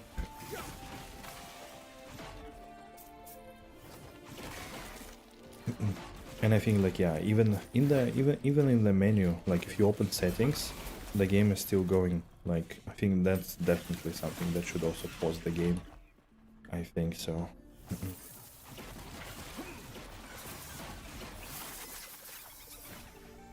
I know you can always go into settings. You should go in settings in the, you know, like hideout or whatever. But still.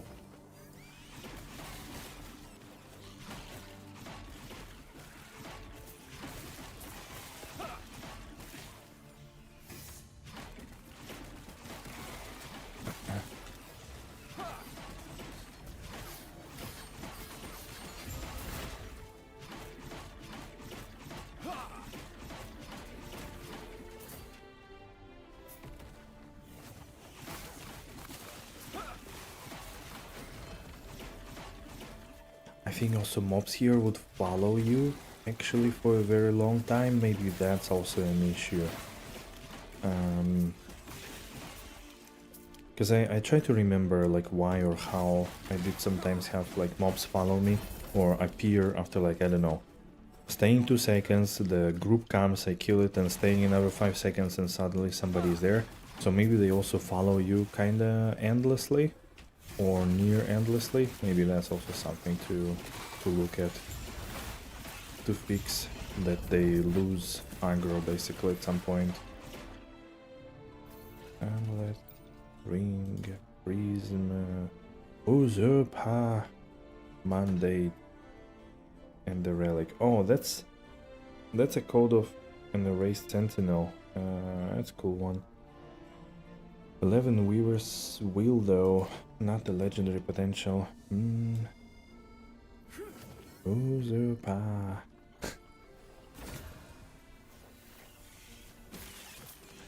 Oh shit, the dagger got poison penetration, really. Of everything, you decided to give me that bullshit.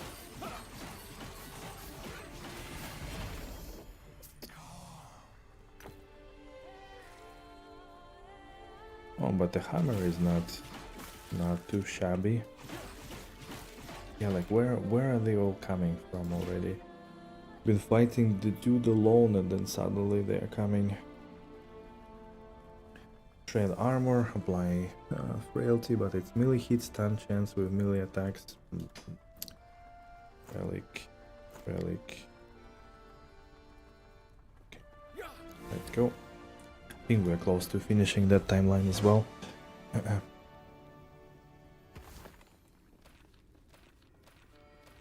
Up.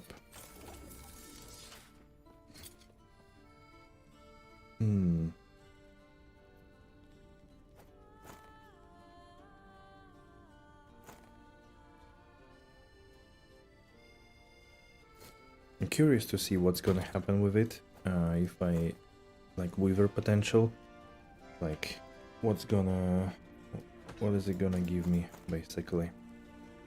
I wanna check it out. 1 to Sentinel. Do I wanna put the skill already? Maybe.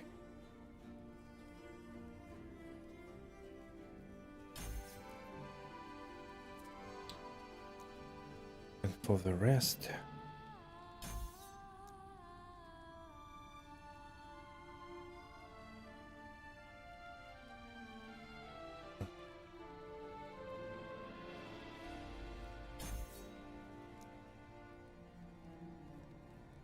okay.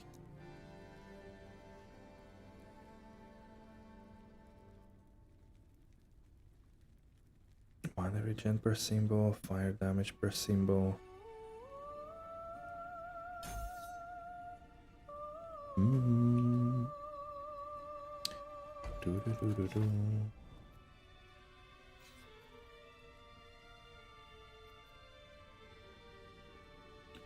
I'm curious how it's gonna work on the unique item, same as in the charm, or somehow differently.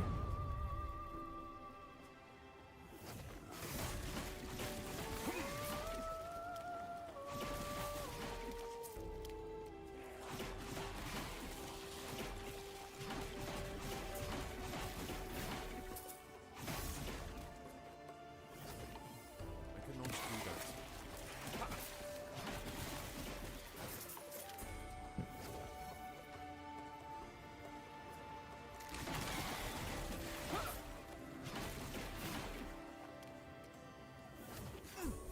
Stand down or die.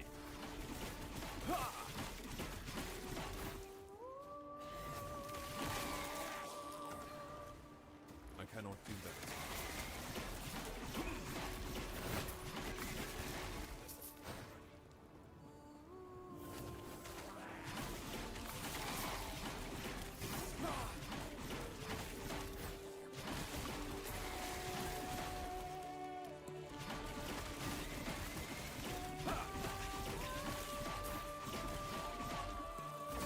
Oh, an egg.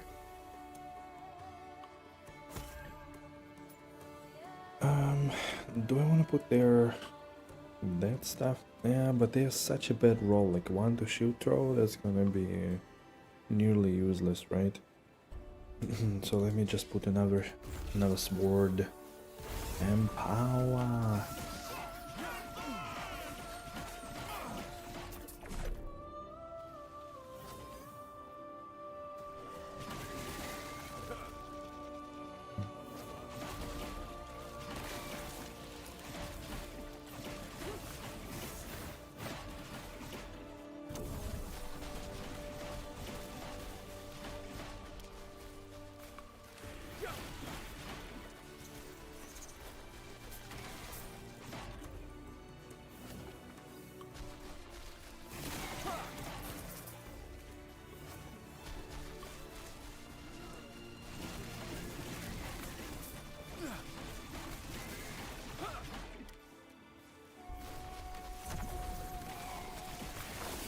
Oh, I cannot do. Stand down. the ambush has arrived.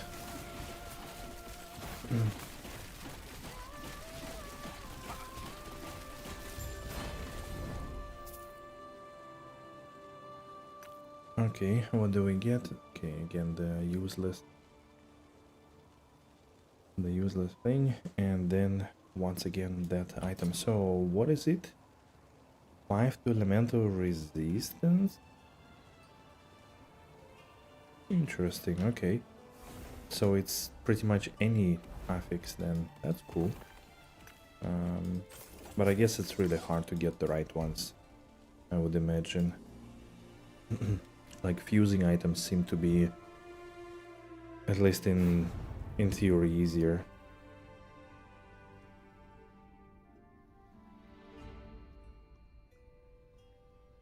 To get the right things.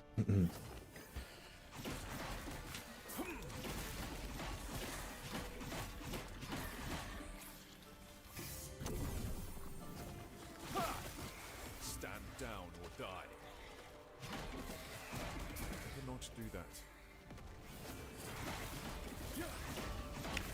Okay, let's see what this dude did with it. Bonus damage taken from reduced. Okay. I was like, wait, what? Does the relic offer +1 to all skills, or is it specifically sentinel skills? Sentinel skills. So +1 to sentinel skills.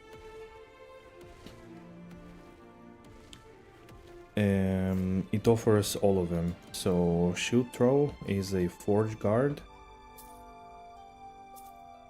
I am not sure about, let's say, the stuff that is like here on the right, like smelter's rough. Ah, wait, ring of shields. Yeah, it also gave ring of shields. So all skills of that base class, including all the masters. Because the ring of shields is one of those.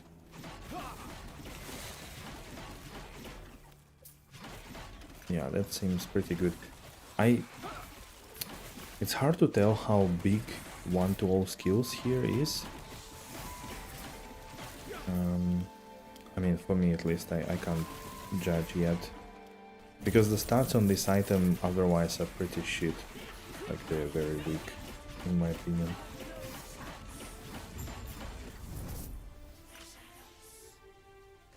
Like, it gives what? Increased armor, and armor mitigation also applies to damage over time, which is, I think, is also, like, that's good, but maybe it's not as big. +1 to Holy Aura, +8 mana. Oh man, it's just gonna give me some giga random affixes now. That's gonna be something.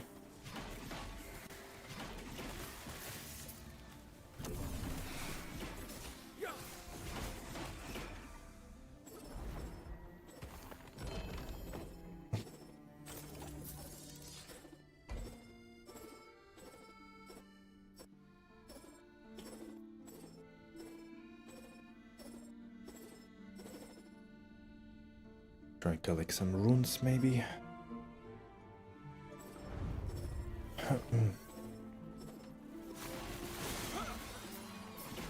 Okay, what else did you get?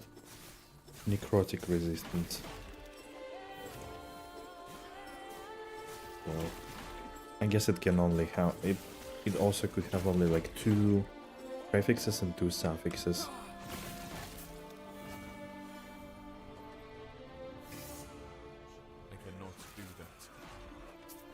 Well.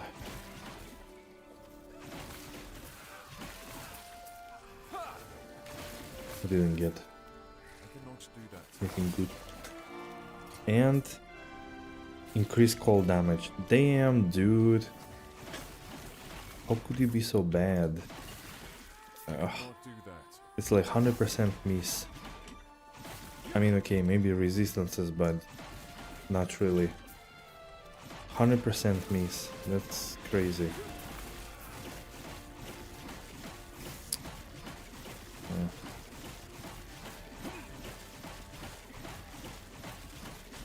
I guess I will need to put it in the Weaver's Echo as soon as I figure out the shield and the weapon.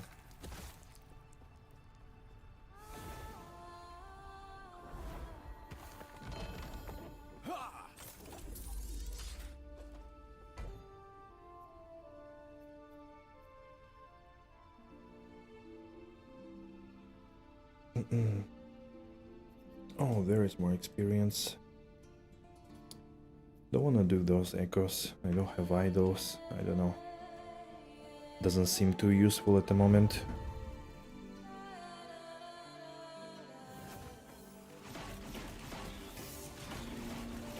Like in general, I don't know, like, what's the point of Tombs of the Erased? Ah, wait. Okay, I don't see the point of the tombs, like the ones that are in the echoes themselves, but the ones that are in the monolith, there because you get those woven echoes that you can actually put on a tree. Okay, that makes sense. But the ones that are in the echo itself, besides if you have like a lot of idols to corrupt, like I kind of don't see the point in them at all. I mean, maybe they give more experience or something, but it's also double reward from what I gathered, right? Technically, double reward for an echo, because there is a chest in the end as well.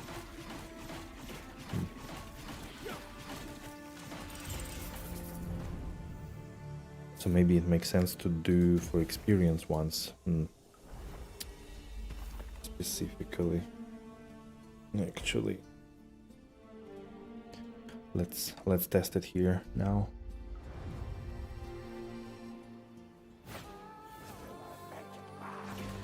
I cannot do that. Activate shrines.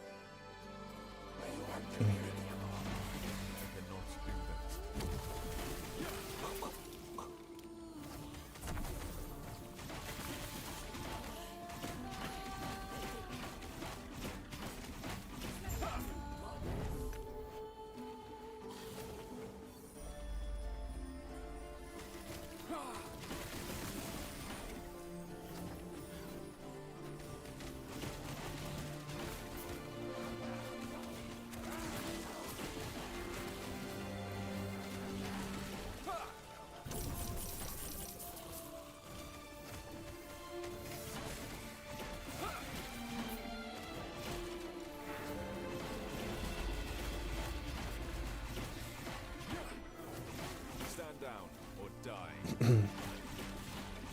Did you turn into a dragon? Remember in the Halls of Torment, there was dragon breath, and you could spec it into a constant flow of flame. Melee physical damage? Oh, bruh. Damn, how did you manage to brick that item twice?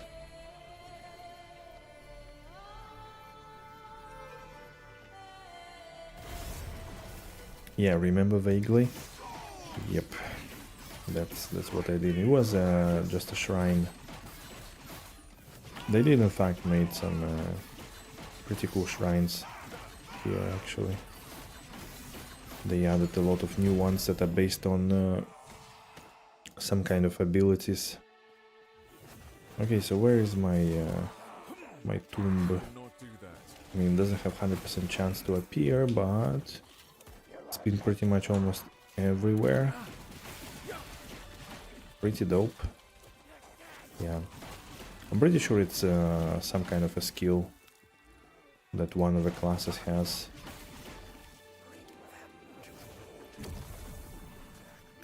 I cannot do that.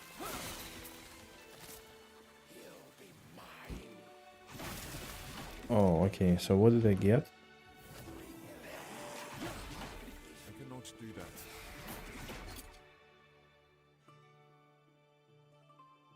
Okay, it's tier 2.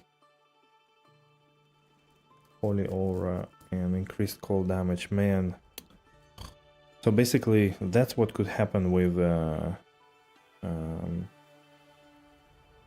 that's what could happen to a unique item. It could have like 4 additional stats on it. But here it's done with this Weaver's Wheel, which is like new mechanic of this game, of this season. And it basically adds a random affix. But I wasn't lucky because none of this is useful to me. None of those 4 red ones.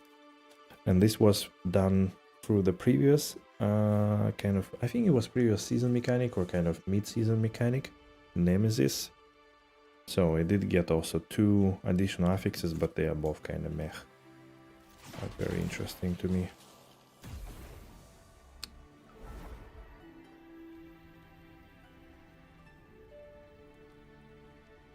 Oh, it was on some items since launch? Really?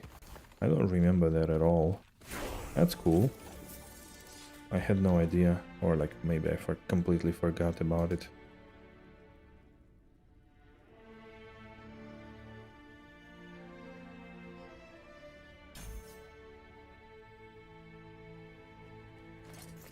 Actually.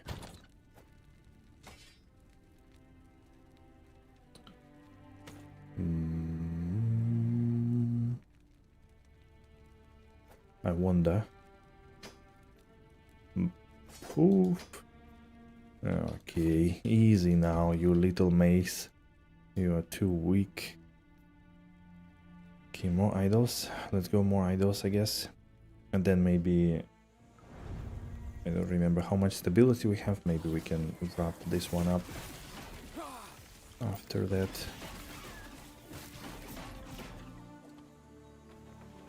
Inquisitor... Wait. Captain Nerva? Okay.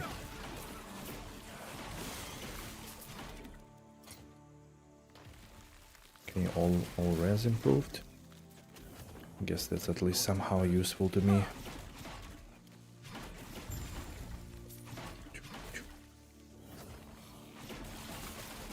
The Holy Aura.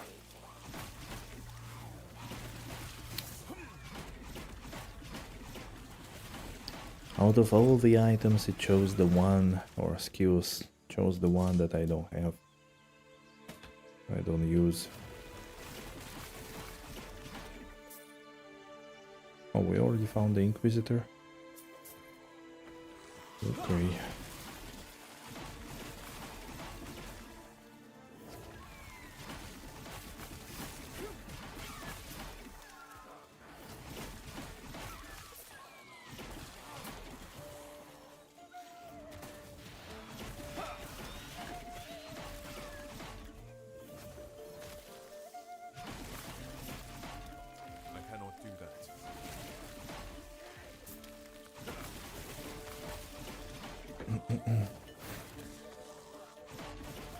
Stand down. I cannot do that.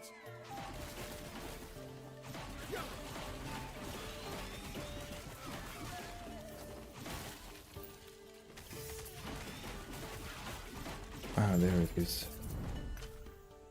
Didn't even realize that it was the boss we were after.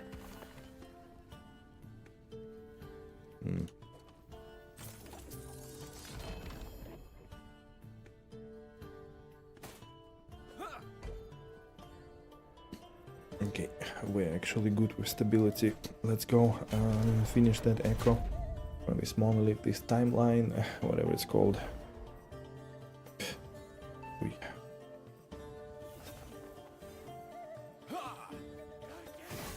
Stand down or die. Uh-oh. A big champion appears.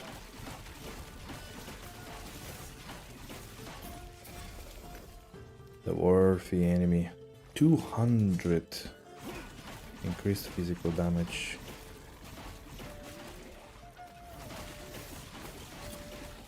What else is there? Melee fire, shred armor, blind on hit.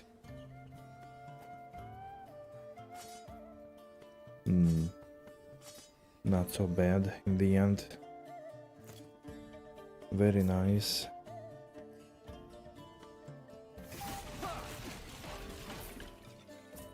Destroy bone pyres and save global... wait, no, not global. Global, the trader. Okay. Global. I cannot do that.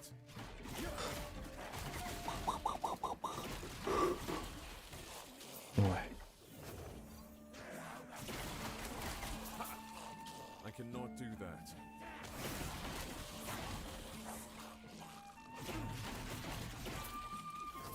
I cannot do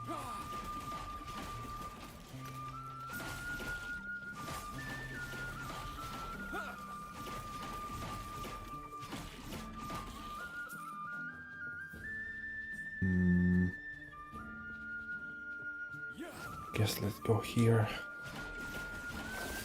Since I forgot one somewhere at the bottom.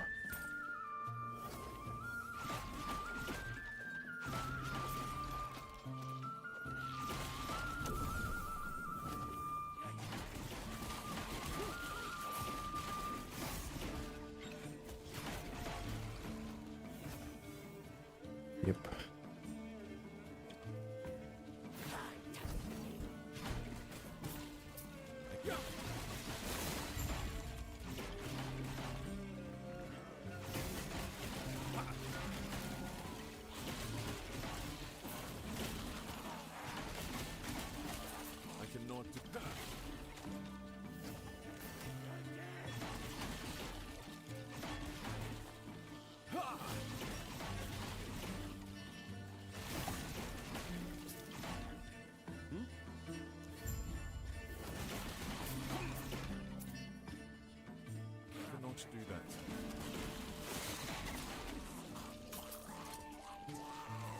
More elemental res, more necrotic res. Okay.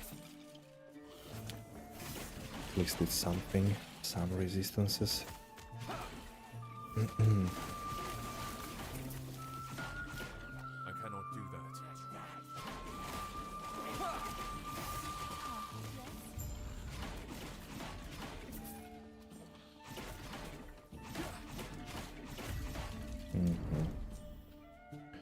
There was a worthy opponent.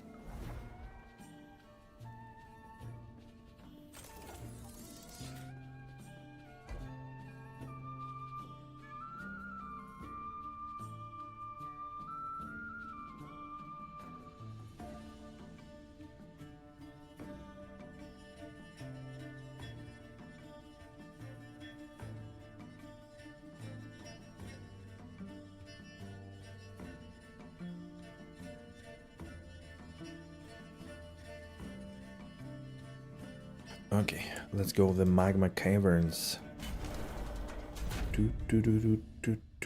Level 90. I think what, like I'm level 83? Yeah.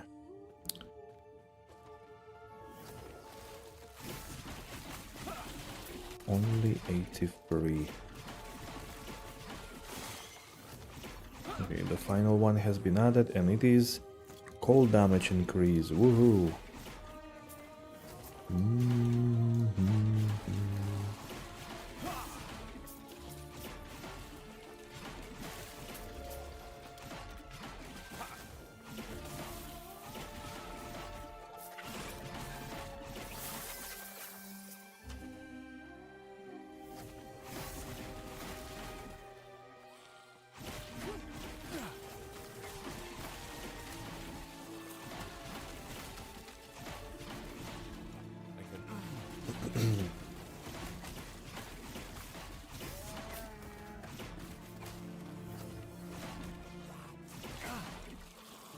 I cannot do that.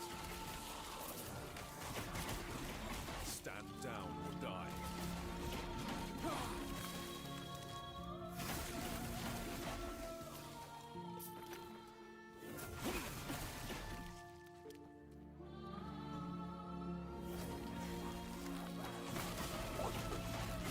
Stand down or die.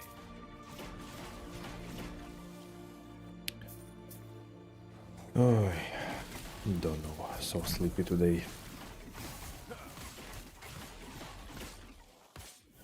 Maybe my body already knows that I'm gonna be sleepy tomorrow, and it started already today.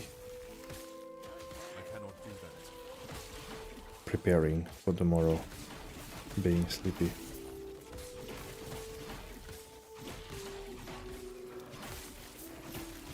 Who the hell are you?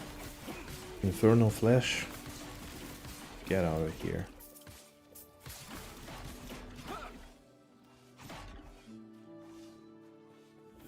I cannot do that.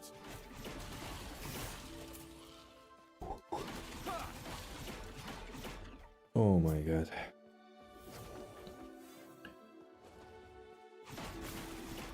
I cannot do that. And I still need to shave today. No. I cannot do. Hey, proximity. Hello, hello. Hype for season 11? I mean, generally, yes. I wanna see, like, I think more or less now there is a developers update Cannot do that. stream, so let's see what's gonna be. I mean, for now, like, yeah, it's super nice, the quality of life. So I wonder if they're gonna bring a bit like more balancing or like something additional for the end game. But anyways, pretty good, yeah. It's right now on Twitch. Nice, nice. I'm gonna check it out after, I think, after the stream. I'm kind of curious what, yeah, because that's will be more or less the last feature stream, because next one is already going to be closed beta patch notes. So maybe, I don't know, maybe they're gonna show something else as well. The items, the rune words seemed like okay. the rune words or like sockets in the throwing weapon was a bit of a... I was more angry with this because I played Throw Barb last season and I'm not gonna play it again, so I was planning to play Summon Druid. Maybe that hat with additional Spirit Wolves will be nice. Maybe it's better than Matron then, who knows. But yeah, let's see. Overall, yeah, I'm hyped, but I'll need to take a break from RPGs before that, I guess. It's been only RPGs most of the year. What do you have already an idea what you're planning to play?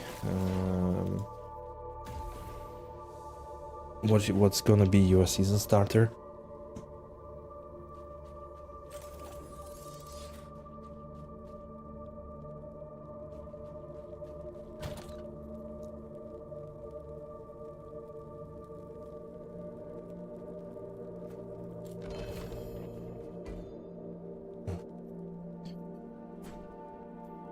Or are you gonna wait for the final patch notes and balancing? Alright, who are you? Oh, the Vengari. Oof. Volcanic Shaman, okay. One thing for sure, not another Sork. Oof. I see. But Sork has been like so good all the seasons. The Cold Nova and Lightning Nova has been just, you know, always super strong. And then that Combustion Ormus tech was just disgustingly strong. I don't know, Sork has been too strong all the seasons basically, and they need to nerf Sork. This time for sure, nerfing the Sork. Okay. What does it give me? Increased dodge rating. Very not nice. Fire damage also. Man, again. Armor. Okay. Let's do armor.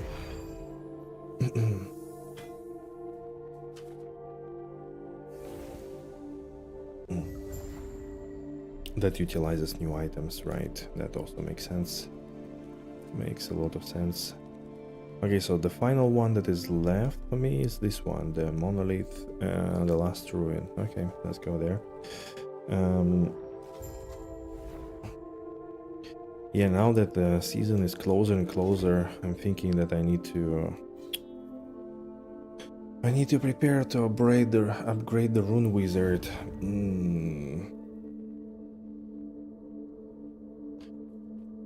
And I haven't touched it for like 9 months now or 8 months, and I don't have anything ready for this in this new PC. I would need to, will take probably a few full days to actually figure out, to remember how to set up the Linux environment on Windows, how to clone the Git repository, how to then build to production, and all that stuff. Shit. It's gonna be rough. I was also hoping maybe to have some more time this time around and create like a full database, but nah. The May holidays are 1st of May, and like that weekend I'm gonna be quite busy with social events as well. Yeah, I don't know, maybe I could do it as a mini project later during the summer and like get it going somehow slowly. Ideally I want to like, I really want to make, although I guess like for PD2 is not so essential like in some way, because you always have single player and you can like do pluggy, respec, download characters and so on. I know like the character planner is really cool, but maybe it's not so important kind of. Although yeah, like I always really enjoy to just theory craft quickly, selecting the skills, adding, I don't know, like plus 20 skills and see what's up. Although like you cannot really do it on physical damage based characters, unfortunately. And I have no idea if this guy between walls, he keeps updating his Stand down or die. planner. I'm not sure. Could be not, and then it's not really accurate. You're back, Dwarfy. Hello, hello.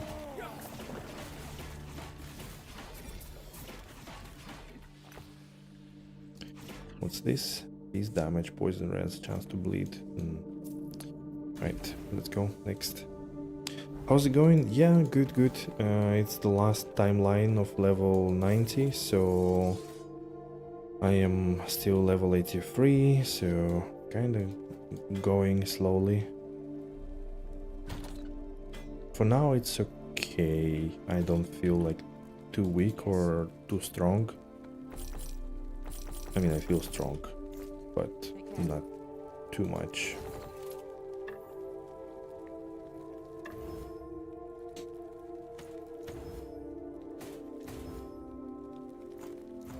His damage.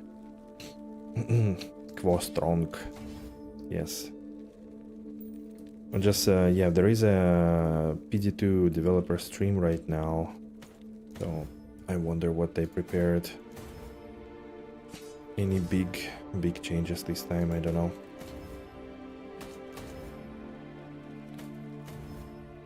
We'll be checking out after the stream.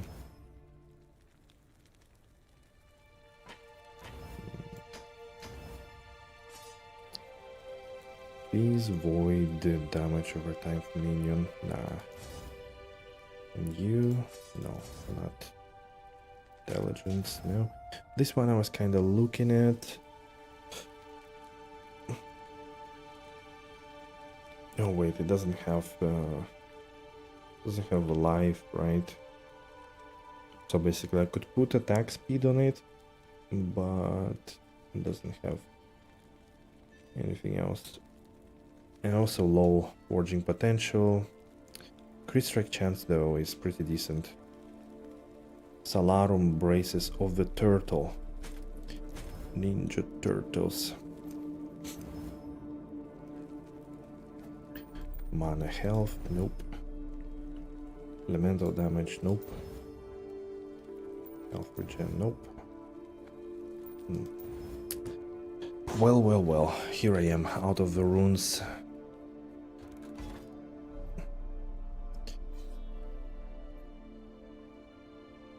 The last ruin.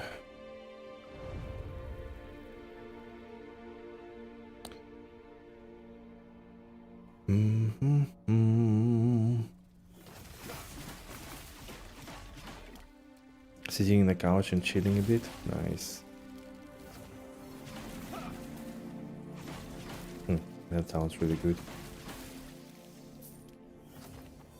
Spent today a lot of time on the couch. Ooh, nice. 2 dream thorns again. Sweet. Reading. Like checking some other stuff out. It's relaxing. Doing some massage. It's really good. Good day. Good day. Stand down or die. I cannot do that.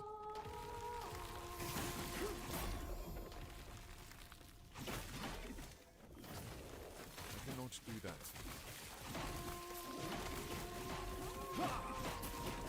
We grilled some stuff, steaks, pork belly, spare ribs, etc. You stuffed AF?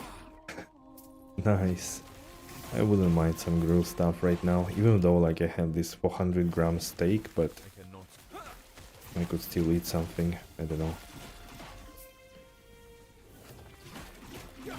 I mean, meat doesn't have that much calories, right?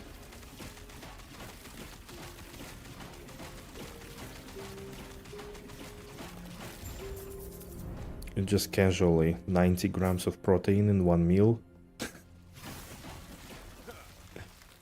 But finally, at least one day I will not be deficient on protein. It's like with my size and muscle mass, I need probably like 150 just to maintain over time. Had some cheese grinders, but those were so like too salty. Oh yeah, yeah, because like you know, usually a lot of these processed food products, the meaty like sausages and stuff, they're already salty, and then you have cheese which is also salty. It's like, man, salt on salt, it's crazy. They do overdo it a little bit, I think.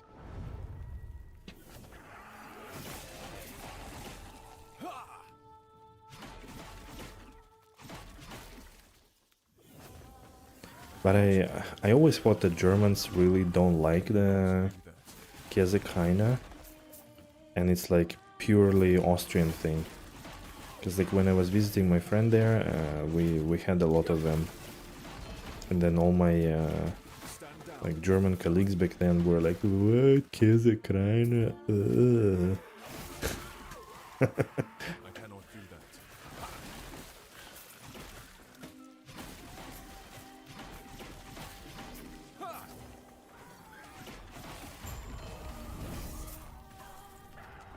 Oh, it's a cocoon item, okay. Cocoon. Cancun.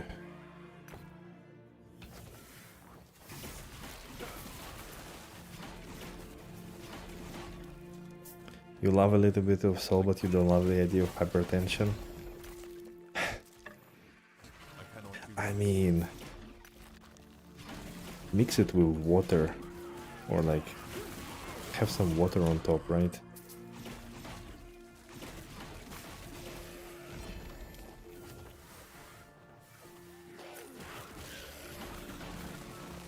But it's true, it's true. I do feel like I'm consuming too much salt, actually, like in general with food and everything. But I don't know, like how to tell. What's the healthy, or like what's considered normal healthy amount of salt per day? And what does it mean in like practical terms?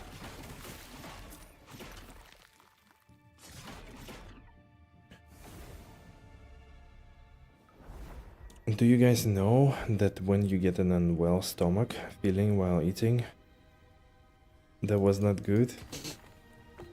Ah, you mean you ate so much that it was like... Right, I see.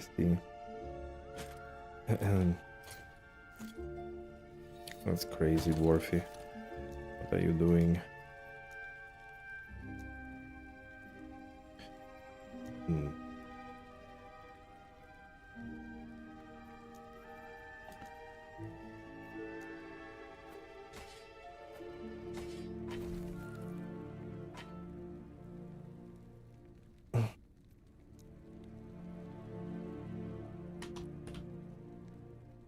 Stop.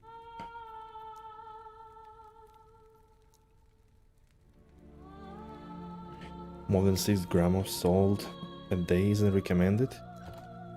You see, my problem is that it's like a teaspoon of salt. Okay, so maybe I have more. I never measure, like I just, you know, like grind a little bit or like a bit, and pretty much with every meal.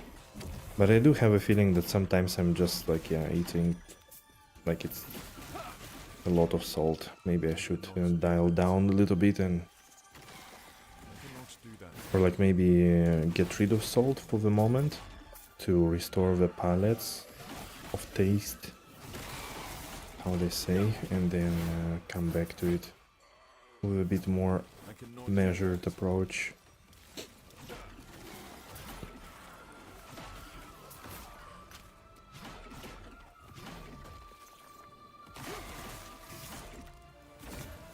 Oh, an egg.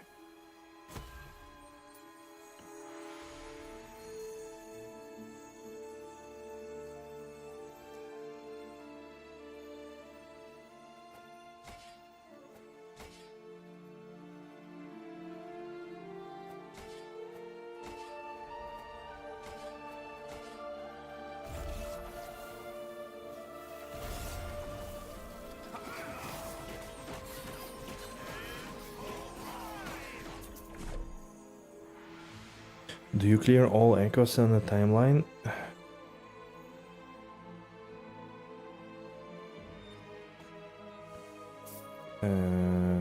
Oh, I mean, you cannot do all echoes in a timeline, I guess. Unless they're finite, but I've never seen it. No, I usually just do enough to proceed to the the events that are on the left side, and that is it. So following the wise words of Furious, as long as it goes, just keep pushing, and if you are getting stuck, then you can farm a little bit. Don't get rid of all. I mean, like, you know, for a week, because, you know, so there is salt like in a lot of foods, right?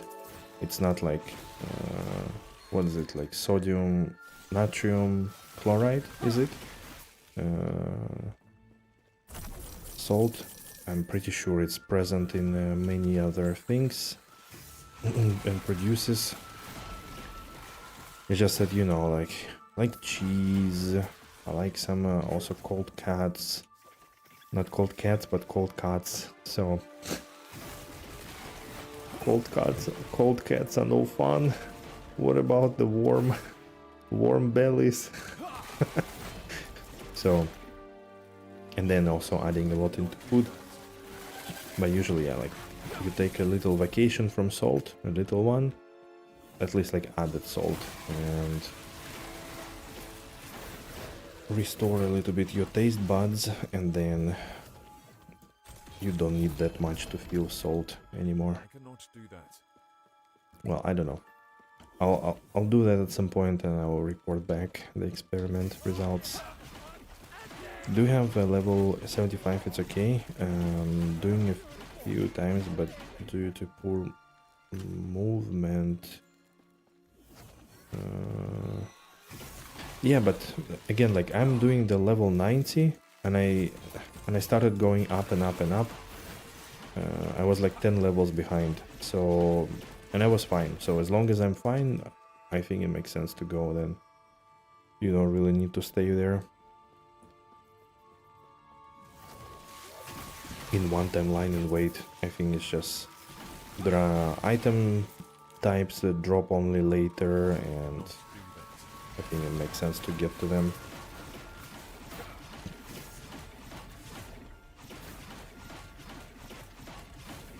Just push forward, basically.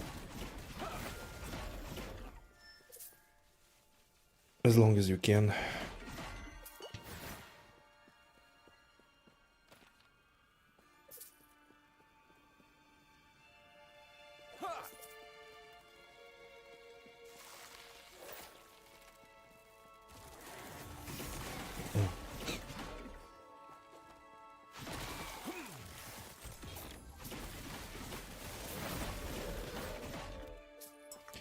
Dark Bone Scythe. All attributes. Okay. Okay.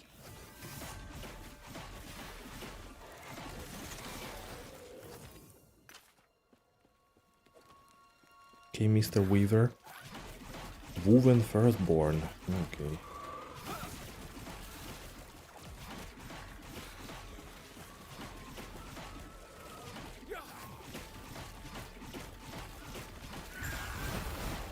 Okay.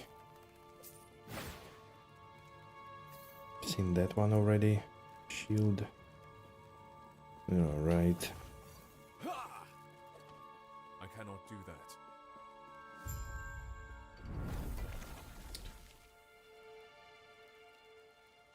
Oh, minimum corruption 100. Alright. I see. Opa. O-E-M.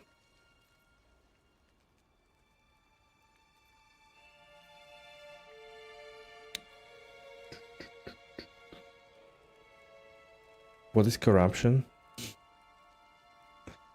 You put an item in a cube with that little red gem, then you say transmute, and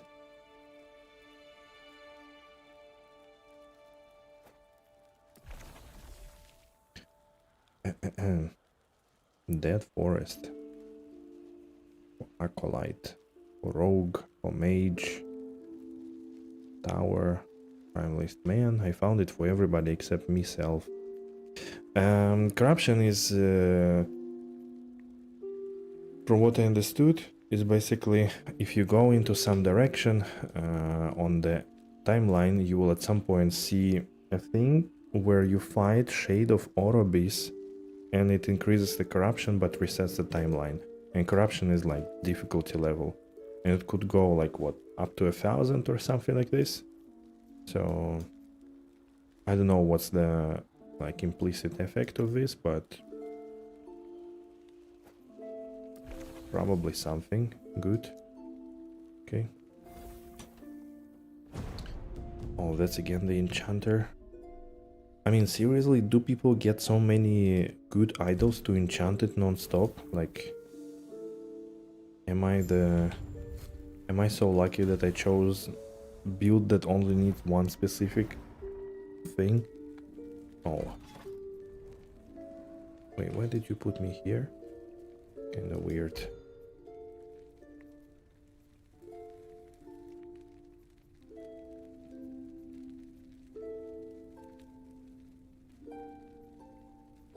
Wait, what?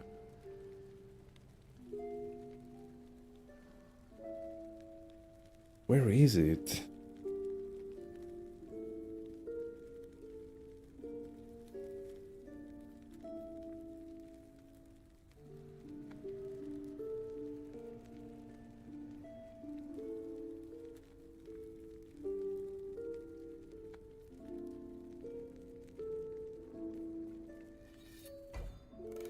What am I doing here?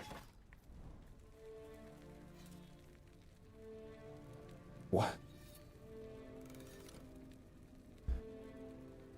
Huh? Why am I here?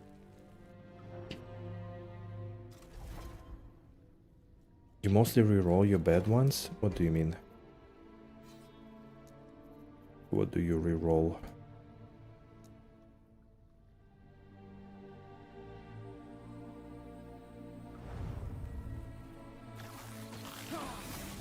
Ah, yeah. Yeah, but what's the point of rerolling bad ones if you're not gonna use them? So...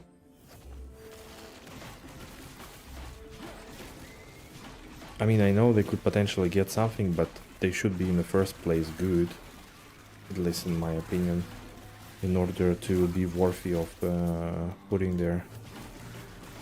Ah, but you can also reroll, right. Yeah, that's true. Could also roll it indeed. I forgot about it actually, maybe makes sense. You are probably goddamn right. Yes. Thank you. Corsairs boarding.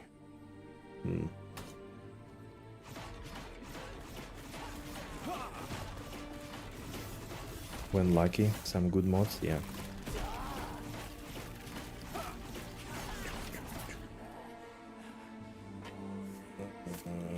Okay, you, what did you do? Increase fire damage.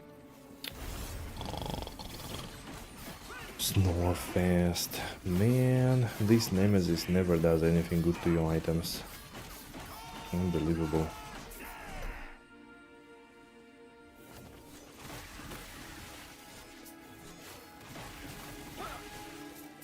Yeah, I didn't get it at first. Then I remembered that indeed you can actually re-roll if you want to.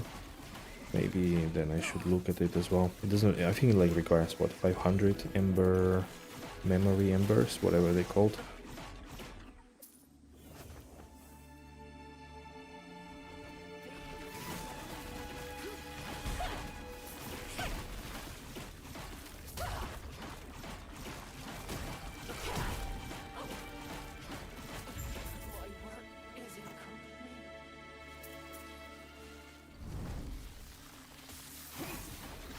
Stand down or die.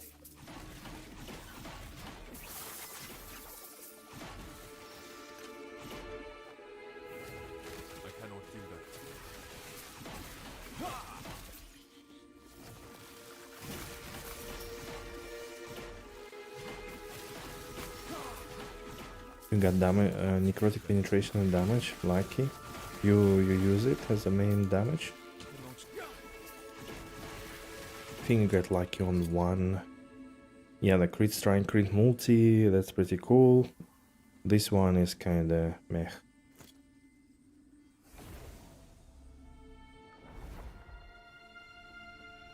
Necrotic fire and dot. Right.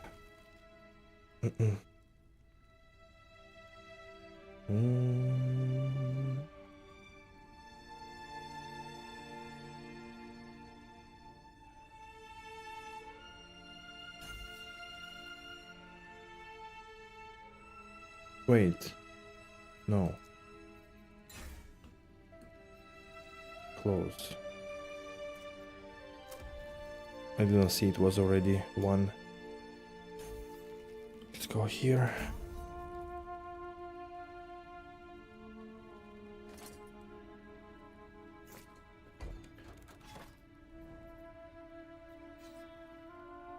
Oh, there is another woven echo, whatever. Already 9 p.m. Okay, maybe let's go for another 10 minutes or so. It did take me a little bit in the beginning to begin. But yeah, I would finish today earlier, so I have a bit of time to relax, so I can fall asleep early. So otherwise I'm gonna go to bed again at like 2 a.m. or something. And then waking up at 7 a.m. is going to be really bad.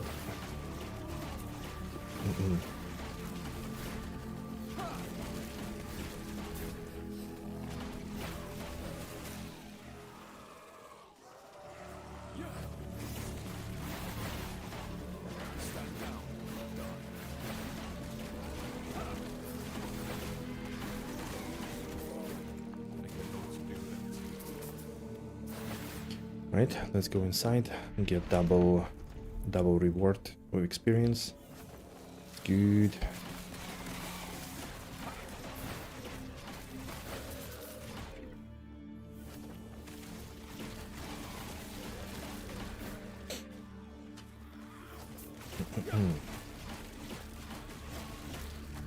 I cannot do that.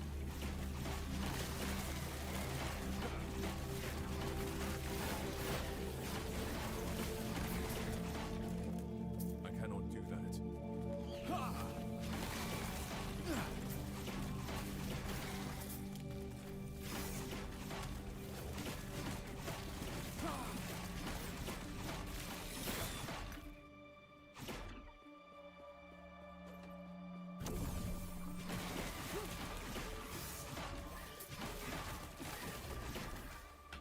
I cannot do that.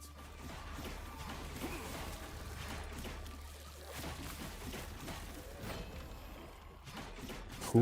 Two-handed sword? Not the one. Not the Dream Thorn. Let's deal with this dude with shrine quickly. How did you come to the boss fight, you bastard? Came from behind. Right. I cannot do that.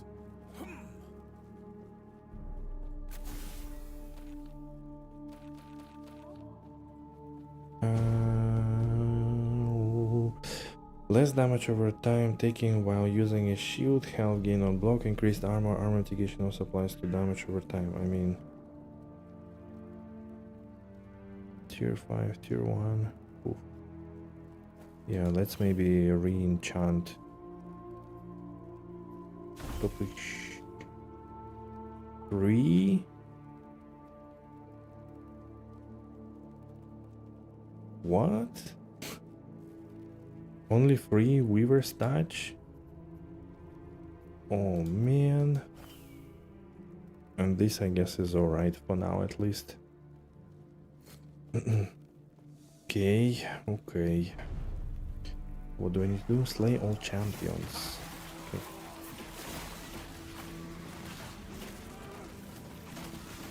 Higher affix. Okay.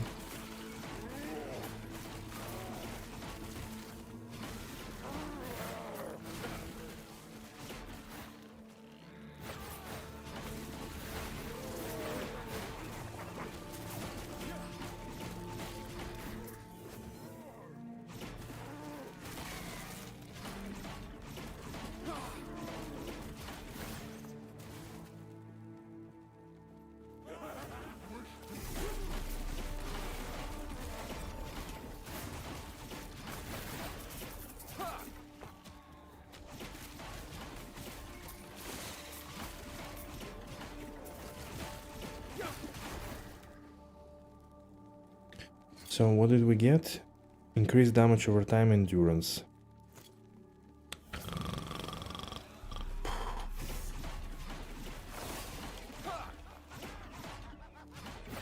Got a good filter, now shows almost nothing.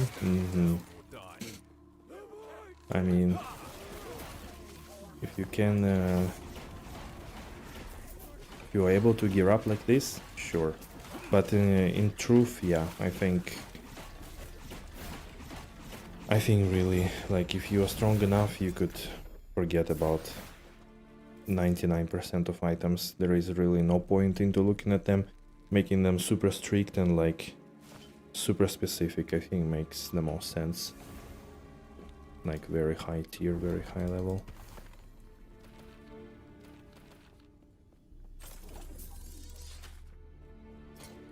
Oop, I'm full again. Yes.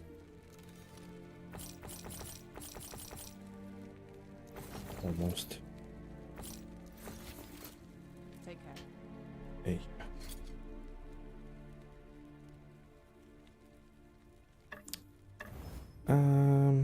E.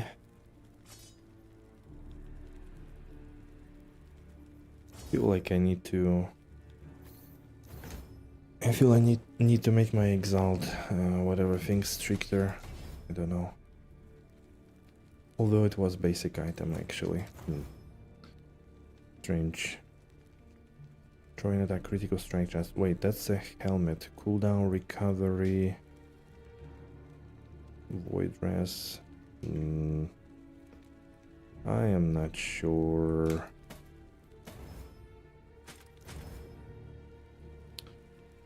That's also not good. Wait. Oh, that just requires level. But throwing speed, mana, poison rest. Blah.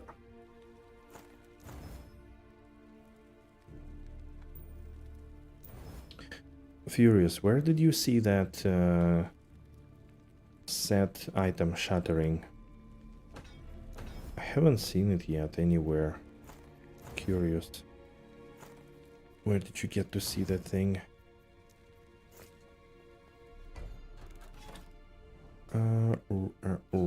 Temple from the Forgotten Timeline filled with shrines. Ah, okay.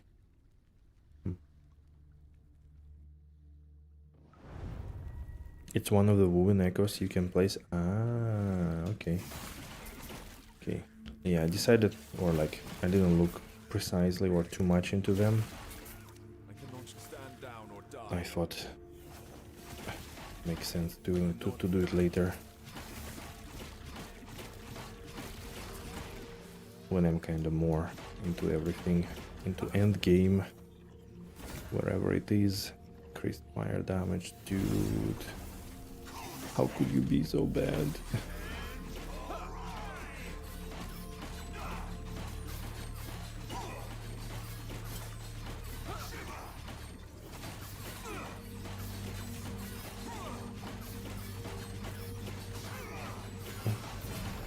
Whoa, whoa. Increased fire damage.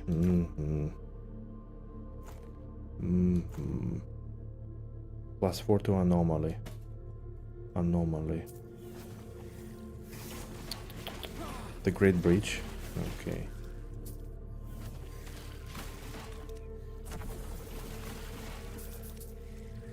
Okay. Why?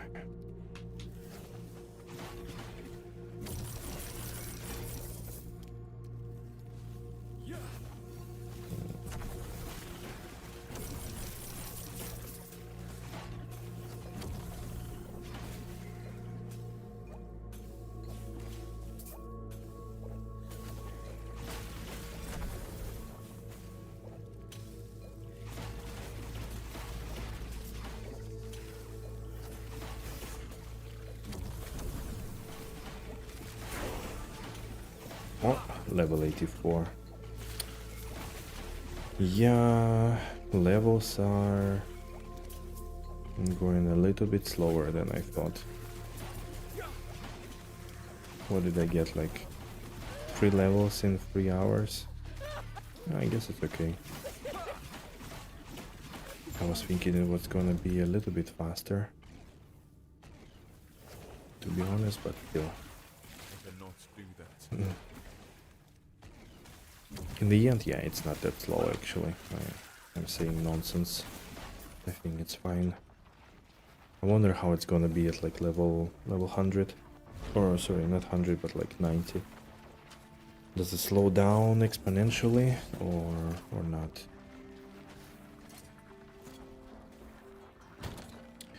Okay, another graveyard item, I guess. You have legendary potential. Fire damage, minion melee, fire damage, potential, melee fees, bonus reduction, melee potential.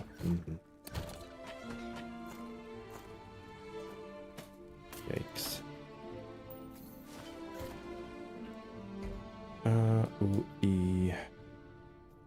Oh, let's go. Experience. Okay, that's the last one. Promise.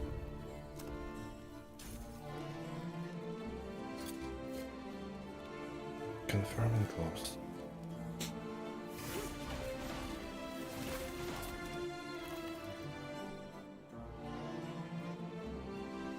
Wait. Okay. Normal bandit shield. That's the last one. I'm gonna be away for a few days. Next week I have like longer weekend, so basically from the 1st until 2nd, 3rd, 4th, yeah, until 4th basically I'm off. Although like yeah, I do have a few, like a friend of mine is coming from different city, so we're gonna hang out. Then there is another party I was invited to like Friday. And sorry. Friday, Saturday. Friday I should be able to like do something in the morning, I think. Wait, do I have another one that doesn't have potential? And you still won't allow me, right?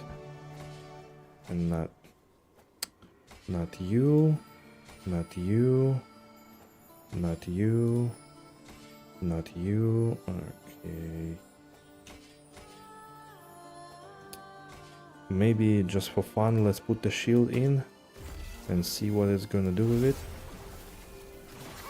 So yeah, Friday I think during the day I should be able to stream unless we'll have like a full day whatever thing. No, I think he works actually on Friday. So yeah, probably should be okay. And then Saturday solely depends on my hangover, which most likely is gonna be there in one form or another, and most likely I won't be able to stream. And then I go to another party. So Sunday, maybe afternoon, maybe. But yeah, Thursday I think I will be streaming. And party anymore? Nah, come on. It's like it's gonna be a first party in what? When did I last time go for party? I don't remember. Just coincided a visit of a friend, and then another person is also having like a gathering for a special occasion. So otherwise, no, I haven't been to the party for a long time now. Actually. But it's okay, I'll survive. And then basically, after that, there will be a week, more or less, to PD2 launch. No, actually 2. Actually 2 weeks. Okay, so we'll have some time. What was it? What is this? I still don't understand. Oh, maybe it's a word icon. It could be actually. Just joking. Yeah. Marked for death? What?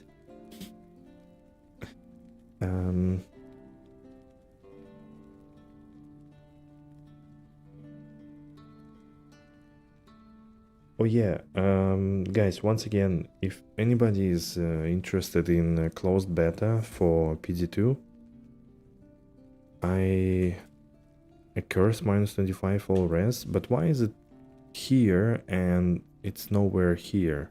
Like, why I don't see that debuff anywhere? That's a bit annoying. So yeah, if anybody is interested in closed beta, I do have a key. So I will have a key most likely. So if anybody wants to test out some builds, and again, I will post in Discord as well, then you are welcome. Passive maybe, yeah, but it's not always there. Like sometimes it's there, sometimes it's not. I don't know why. Anyways, all right. Thanks everybody. Have a good one. Enjoy it. Take care and enjoy your Sunday. Easy chill weekend for you. Easy start to the week, and I'll see you later on Tuesday evening, I guess. So GG's guys. Thank you. Take care. Bye.